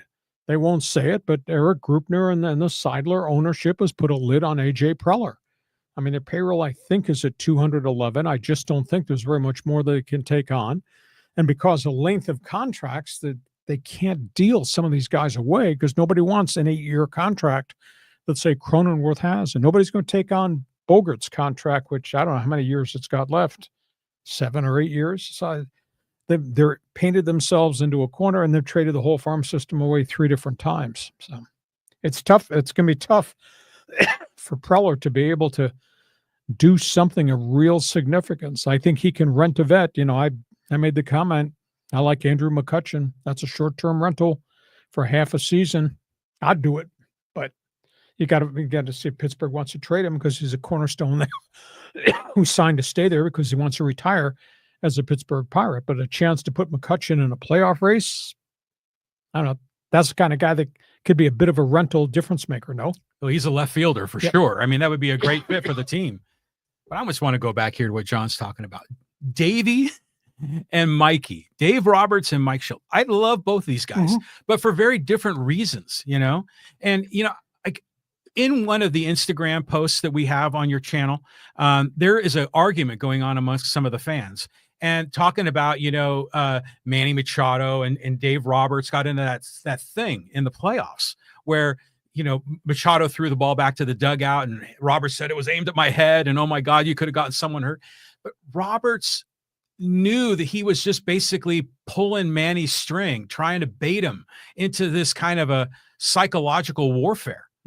And granted, I'm a Padre fan, but you gotta give it up for Dave Roberts for doing that because it worked. And it took a lot of the heat off the Dodger players. Dave made it about him and Manny versus the fact my pitching staff's falling apart, or Freddie Freeman's hurt, or Ohtani's got an issue. So yeah, he did good. I great regard for Dave, and obviously Mike Schilt is an intellect, I think, in the dugout. But I don't think they're playing by the same set of standards because Dodger baseball is very different with Dodger dollars. It is. It's a whole different thing. So I think as a Padre fan, we got to go after him. We got to slay the dragon. There's always a great, you know, a rival for us to get fired up for, but we have to have realistic expectations. Please don't tell me the pennant race for the Padres will be over by next Thursday night. No, the Padres are going to be a solid wild card team. I'm certain of it. Okay, we move on. John, thanks for being with us. Okay, let's go here. SGA Sports Talk goes, hey, hi, Lee. How are you? You got opinions, questions, answers. That's a short statement. That's clear, concise, right to the point. I think he wants to get his sports channel out, you know, a little plug there for him. Oh, okay. Let's go here to Chris. And he goes, hey, Lee bleeping Hamilton. Oilers making a huge mistake keeping Calvin Pickard on the bench tonight. He was clearly the better goaltender before getting hurt.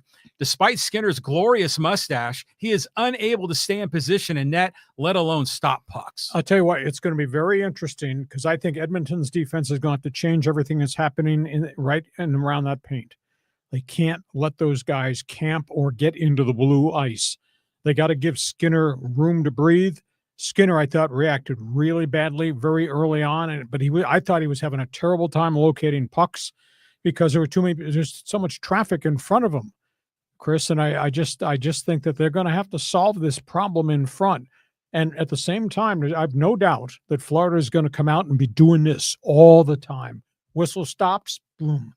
I just think that Edmonton is going to have to control their emotions, but they're going to have to stand up and man up from the opening faceoff, especially in front of Stuart Skinner. They give him breathing room, let him do what he does so he can actually start making saves, because it was hopeless. He was going down. He didn't know where the puck was. There's so much traffic in front of him. So we'll see if the chemistry of what happens on the ice changes with this next game. Yeah, this is a really fun final. Yep. And you know what's interesting is getting to know the players, right? It's like the goalies are hard too, because they have the whole mask in front of them. It's like following an offensive lineman. You don't get to see them. But in this case, Chris is right. Skinner's mustache is fantastic. And I saw a picture of him with his helmet off, and he looked like quite a character. He's played pretty well, but then he's had stretches where he hasn't played very. I've imagined in Edmonton, and I do some stuff for one of their sports talk podcasts, and they must be going crazy because Skinner is so erratic. He's not Grant Fuhr, where you built everything around him and he was going to make all these legendary saves during the Gretzky era. He has stretches where he is phenomenal, gets red hot, and they have stretches in which, oh my God, his pucks are at his feet and he's kicking rebounds out and they're knocking him back into the net. They must be going crazy in Edmonton just with him, but he's the best they got. It's like Wild Thing from Major League, the movie. Yeah, exactly. It's just something you don't expect is going to happen. We'll see. I think it has to happen in front of Stuart Skinner. It's got to happen with the defense. Let's move on. Okay, let's go to Gordon. And he goes, "Hey, Lay and John, just want to wish you all fathers out there a happy Father's Day. Great show as always." Very glad to have you on board. You guys really make this thing work. And like I preach to you people all the time, you can really help us. You can help us by giving us a thumbs up. And you can help us by giving us a 5-star rating. That helps us enormously. And like John and I are so proud of you people, because we just pushed beyond 8,000 subscribers just on the YouTube channel. That doesn't include what we're doing on X and what we're doing. What are the other ones running? Instagram, TikTok, Rumble. We're all over the place. Yeah. But to go in 2 years' time to go to over 8,000 subscribers, that's kind of cool. And so we salute you. Okay. And thank you very much, folks. And let's go here to Jason. He goes, "Oh, and the Bills. How you liking that Joey Bosa signing? Ha, ha, ha, Mr. Glass." Well, he does get hurt a lot. I always thought he was an undersized guy to be a true superstar defensive end. He's got great speed. He's got a high motor, but I think he's awful light to play defensive end. And I don't know if he's truly quick enough to be a real blitz linebacker, but boy, he can't stay healthy. And he's had every conceivable injury. As I said, I went back and looked. He had 9 different injuries with the Chargers. And he played pretty well for the Chargers for a long period of time. He's not a $30 million a year man, but boy, he was always nicked. And now he gets hurt in the first OTA workout in Buffalo, and he's out till August with a calf. So there's no doubt that he's a freak as it relates to training. But his brother Nick Bosa has not had the number of injuries that Joey's had. Now, do you believe in the concept of injury prone? Do you think that some people are more likely to be injured based on their body structure? It's some of it's got to do with body structure, but the bulk of his injuries, have they just come because they're fluke injuries, or they're coming because he's getting wiped out by somebody?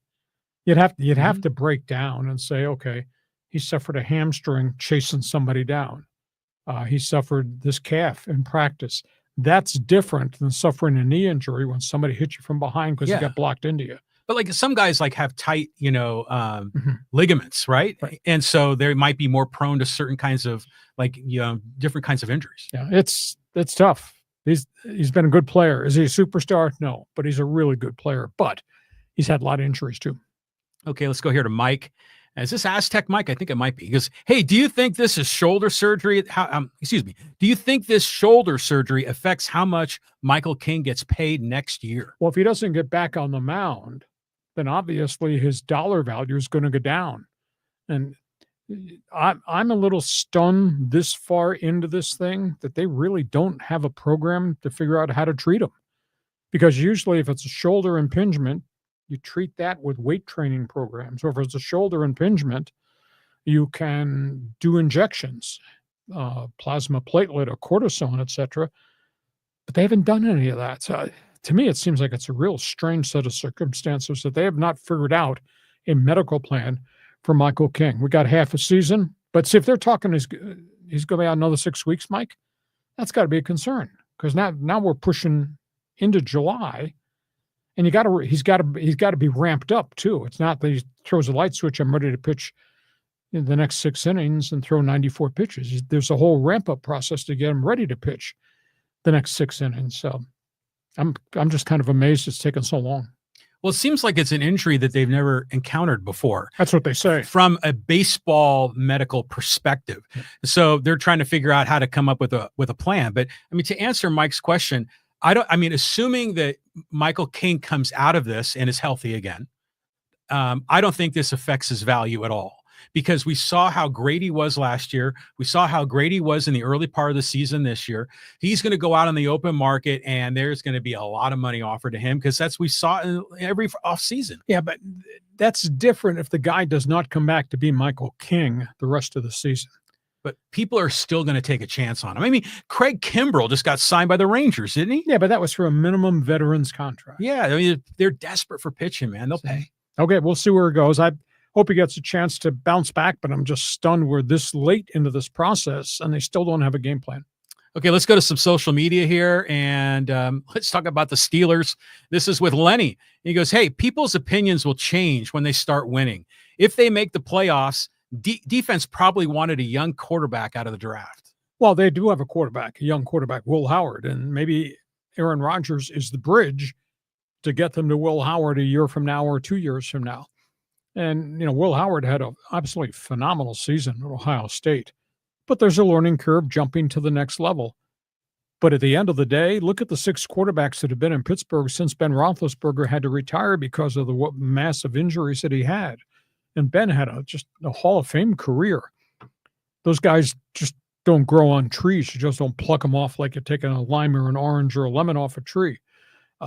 We'll see if Rodgers can really put up good numbers. I think he's still got gas left in the tank.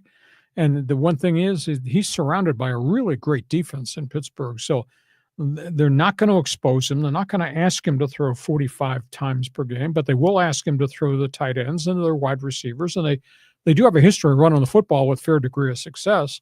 And they got a lot of young guys in the offensive line. They're force-fed 2 years in a row now. And these guys, they wake up one day and all of a sudden that's a pretty good collective group that's growing together. So I think Pittsburgh's going to be a lot better than anybody realizes. In that division now, they got problems. Baltimore's Baltimore. But Pittsburgh right there with Aaron Rodgers is going to make a hell of a lot more plays on the defense too. And Cleveland is in just total disarray. And Cincinnati's got all this internal trouble. And Joe Burrow can't do it by himself if they don't have any defense. And right now, Cincinnati doesn't seem willing to pay its star defensive pass rusher. And the number 1 pick walked out of camp this morning. So there's some trouble in the AFC North. Okay, I got to get it. Hopefully you can give me a fair answer to this question. What does Mrs. Hacksaw think about Aaron Rodgers going to the Steelers? I know she's a big Steeler fan. I married this great Christian woman, and sometimes on Sunday when we're watching Steeler football, the stuff that comes out of her mouth from this great Christian woman, you wouldn't believe it. So I am sure, she knows who Aaron Rodgers is, and she's seen Aaron Rodgers make plays. Mm-hmm. I'm sure that she's more excited about Pittsburgh Steeler football right now at quarterback than she's been in the last 4 or 5 years. Yeah, it's interesting from a fan's perspective. I can see some fans being excited and other fans being kind of disappointed. Not a whole lot in the middle. At the end of the day, what did you have last year? What did you have the year before? Nothing. I'm sorry. Russell Wilson's got 200,000 miles on him and is at the end of his career, and Justin Fields has never become a complete quarterback. He's been a starter now for 3 years or so and keeps losing his job. And prior to that was Mason Rudolph. And then prior to that it was Kenny Pickett, who was a raw rookie they threw out there, and that didn't work out. So Aaron Rodgers is a proven commodity. Yeah, he is. He is.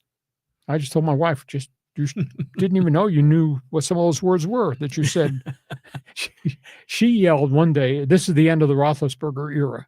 And I like Ben, and he was a great quarterback. And at the end, he was throwing a lot of picks because the team wasn't completely good around him. He was hurt. He couldn't move the pocket. And she yelled at the TV so loud on one of his interceptions, she scared the golden retriever. It was his lying on the floor.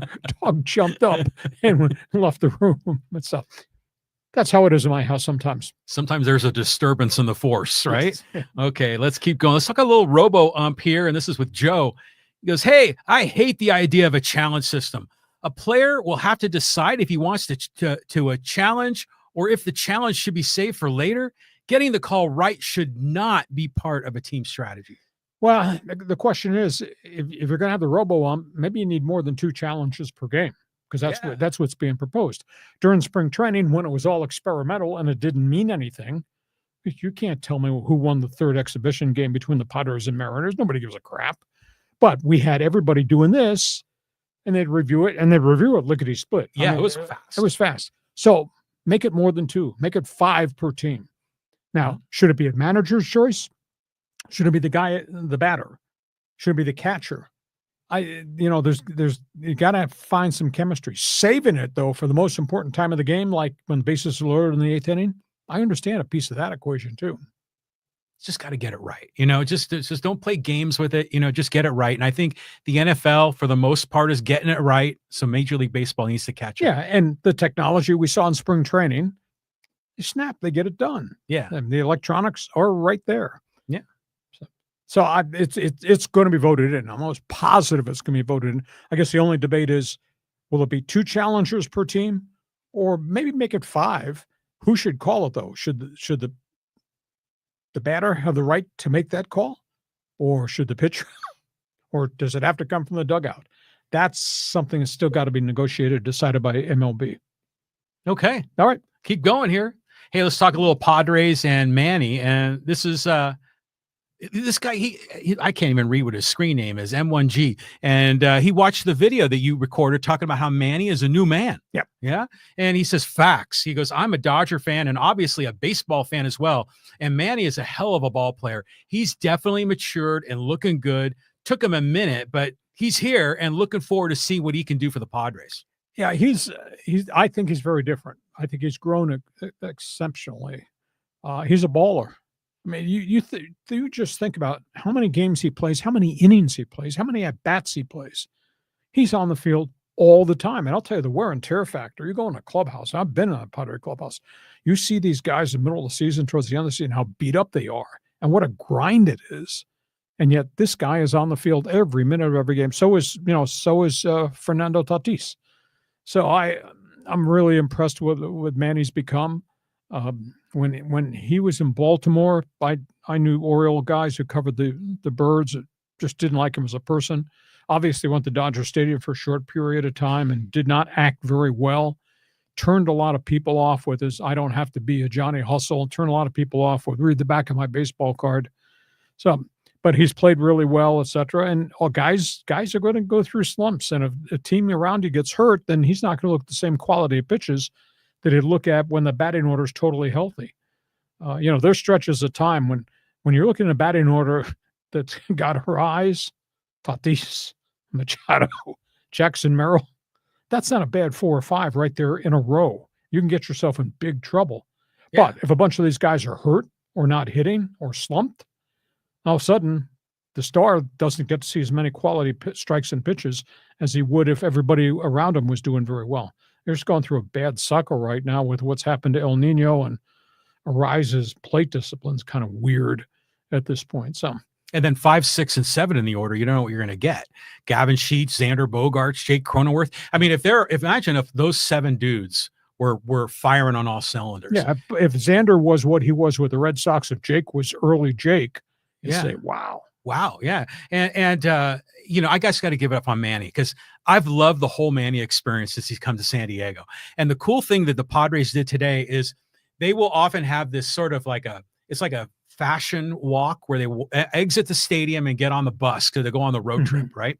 And usually the players are wearing something cool and they're carrying some luggage. Well, this morning they did it. And they were with their families, with their children, and in some cases with a girlfriend or whatever. And Manny came out pushing a stroller. and the wife was carrying their young child. And, you know, Manny, you could see he was in father mode. He was in dad mode. And it was nice to see that, just that little glimpse of it. He keeps this up. He's probably a Hall of Famer, which is kind of I don't think anybody ever believed that he'd be a Hall of Famer. But he's on track. Exactly. I mean, just continues to hit it. So we'll see where it goes. John doesn't want me to ever bring up again that the season might be over by next Thursday night. I know you're doom and gloom. I wouldn't be doing my job if I didn't give you these stats. Yeah, you tell it like it is. How it goes, sell. All right, let's go here to Lawrence. Talk a little bit about Dodgers. He goes, there's only one NL rival and one AL rival for the Dodgers, and they are not San Diego. These have been some good Padre teams, but they will fall short. Got 162 games on the schedule. We'll find out. Guys making reference to Dodger-Giant rivalry as being more important than anything else, if not equal to Dodger-Yankee rivalry. And I guess I understand that because there's a lot of history there. That's just Dodger fan taking a kick at Padre fan right there. You know, when the players tell you that going to Petco Park, the Dodger players, Mookie and Teoscar and all those guys. And Dave Roberts.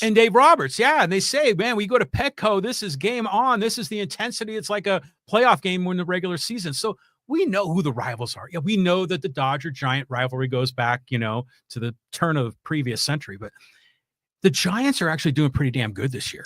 You know, beyond what I ever thought. They're in second place right now. And I know the three teams are bunched together by less than 2 games. I mean, if the Giants keep this up, and we didn't expect the Giants, maybe they're going to take the spot that we thought Arizona was going to have. Could well be. It's exciting at Petco. It's electric at Petco. And why the hell did you sell your tickets to Dodger Padre game to some other fan? I was amazed at how many guys are showing up wearing Dodger blue. What do you think about the whole thing where Dodger fans can't buy on the Padre website if they're in the wrong zip code? You know, because I think they limited it to. Yeah, but you bypass that. You just call your brother who lives in El Cajon, and he'll buy the tickets. Yeah. Well, you got to figure out a way around. You get a bookie, or I don't know, whatever. You can find out ways around it. But what do you think of this? The message, though. I mean, in some ways, it makes sense. You know, the Padres don't want their stadium taken over by all the Dodger fans, but in the end, it's like whack-a-mole. You can't prevent it from happening. Yeah, and it just looks weak. It sounds weak. I was really stunned on the Tuesday-Wednesday game. It felt and it sounded like a Dodger stadium crowd. Now, granted, when the Padres did something good, Padre fan exploded, but man, when the Dodgers did something good, you could not hear yourself think. Oh, yeah. It's just fantastic. I mean, just everything about the series has just been great. No, let's go to next social media to slam me or slam you. Okay. Oh, well, this is going to slam you. All right. And this is from John. And he goes, Lee, where did you get La Salsa, you know, for Manny Machado? You know, he's the ministro, the minister. Salsa, not cool. However, I may have missed something along the way. Minister of Defense. I came up with La Salsa a couple of years ago when I was trying to find something to match El Nino. I came up with El Nino, I think, before anybody ever did before. So, well, you know, La Salsa, it's like feminine. No, I thought, you know, I didn't realize that. I'm glad you brought me into the modern times. I was thinking La Salsa in terms of Mexican food, hot. Well, I have a funny dog story. You might appreciate this. So, when we lived at our previous home, we got a lab mix, and we wanted to name him Salsa because of the Seinfeld episode. Do you ever see, like, you know, why does everyone like salsa? Because they think they like saying the word salsa, you know, so it's a Seinfeld thing. And so we named our dog Salsa, and then Salsa was a boy. And then one of my friends who was from Argentina says, why did you name your dog Salsa? You know, that's a girl's name. It's feminine. I didn't know that. But I do like talk show hosts coming up with nicknames for players. I think that's a cool thing to do. I viewed it as La Salsa, meaning red hot Mexican stuff. Okay. To honor how hot Machado can be at times in the field and at the plate. Okay. We've got one more social media, and if you want, we can go back to the live chat because we got a couple more there too.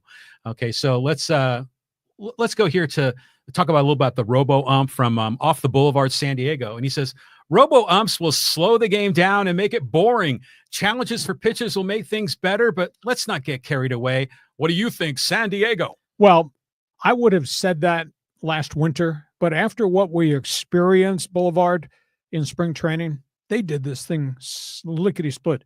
The average time from the player putting his hand on the helmet, review it, to the umpire cracking the mic saying strike one was 17 seconds. That's not a big delay. No. So they've mastered the mechanics of how to use the robo-ump. So I don't think it's a big thing. To me, the more important thing is how many challenges you're going to give, because you want to get the calls correct. Are you going to use a challenge in the second inning if the bases are loaded? And it should be ball 4 with the bases loaded in the second inning rather than strike 3?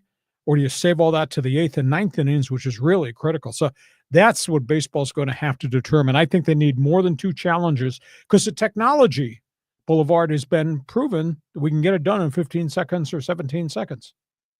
Now, just do some future casting with me.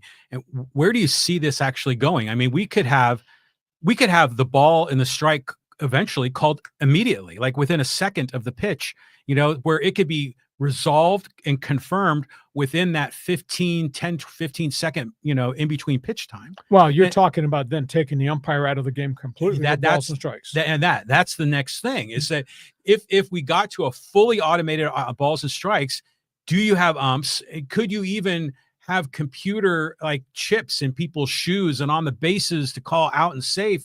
I mean, I wonder how far this could actually go. I don't think they'd ever let it get there. It's still a game played by humans, and it's got to be umpired and officiated by human beings.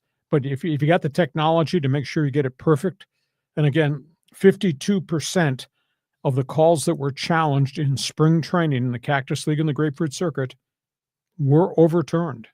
So the umpire's having a tough time with the strike zone, because what the pitchers throw is really wicked stuff. But if you can make sure that the calls that are challenged, you get them right 52% of the time, why not?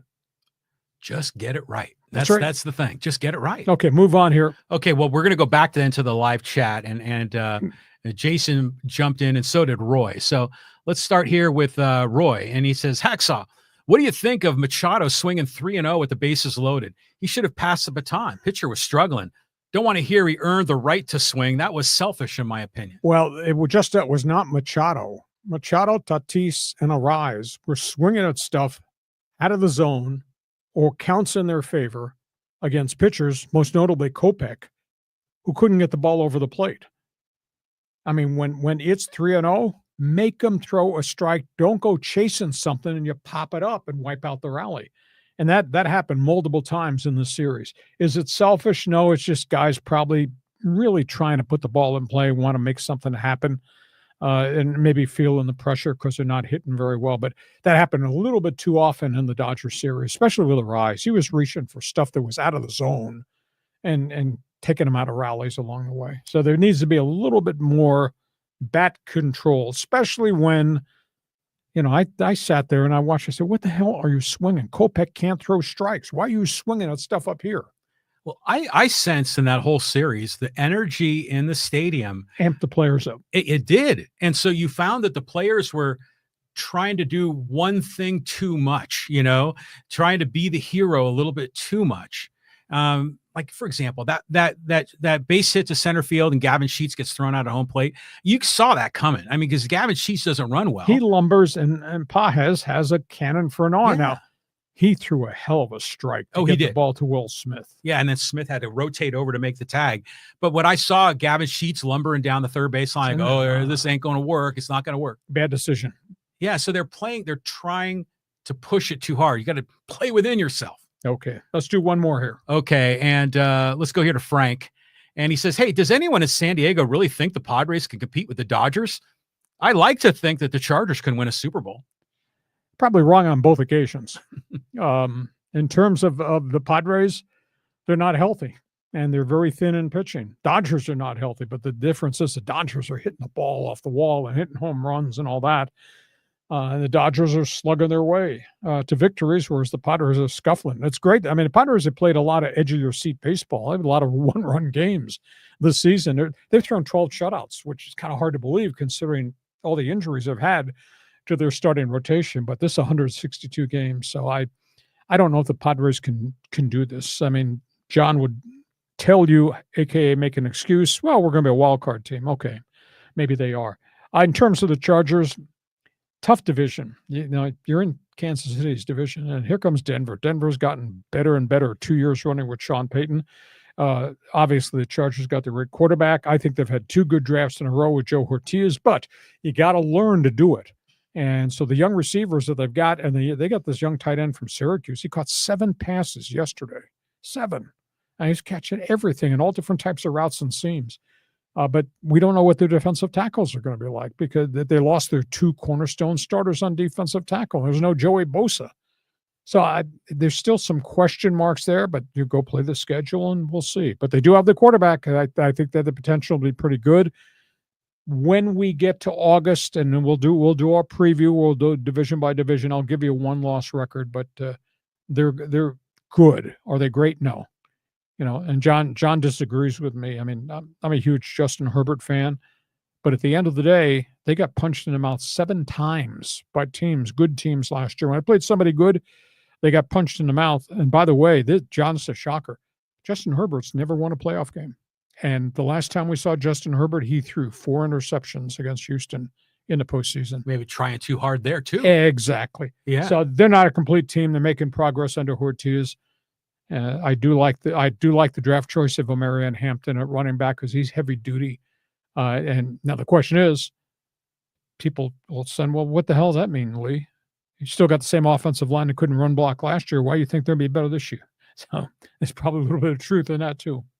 Yeah, I was just thinking while you were talking about Padre Dodgers and can they be competitive, and you know, from a financial perspective, it's apples and oranges. But in some ways, though, it's not all that dissimilar from the Yankee Red Sox rivalry because, you know, that goes back 100 years. But if you go back 100 years, there's a lot of futility for the Red Sox. Yes. And the Yankees winning championship after championship over and over again. It's kind of like the Dodger Padre thing. And I think when the Red Sox broke through, what was it, in 2004? Yeah. And, you know, it's going to be just like the day the Padres break through. You think we'll still be doing a podcast when it happens? I know, yeah. Hopefully we're still alive and kicking. Listen, we hope you have enjoyed this podcast. We enjoy having you with us. We say thank you for helping make this thing so great.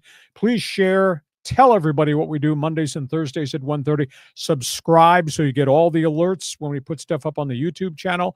Sample my website. Check my One Man's Opinion column on my website tonight. Check it every morning. Join the Insiders group. Therefore, you get the private emails that we send out twice per day. We'll be back here on Monday, 1:30. We'll have a lot more to talk about. John, enjoy what's left of the U.S. Open. Hope you don't suffer too much following your favorite golfer who's hitting it into the pothole bunker, the penal colony. But U.S. Open is so much fun. We will chat with you come Monday. I want to see the NBA and the NHL series both go to Game 7. Not bad. We always need something to watch on TV. That's right.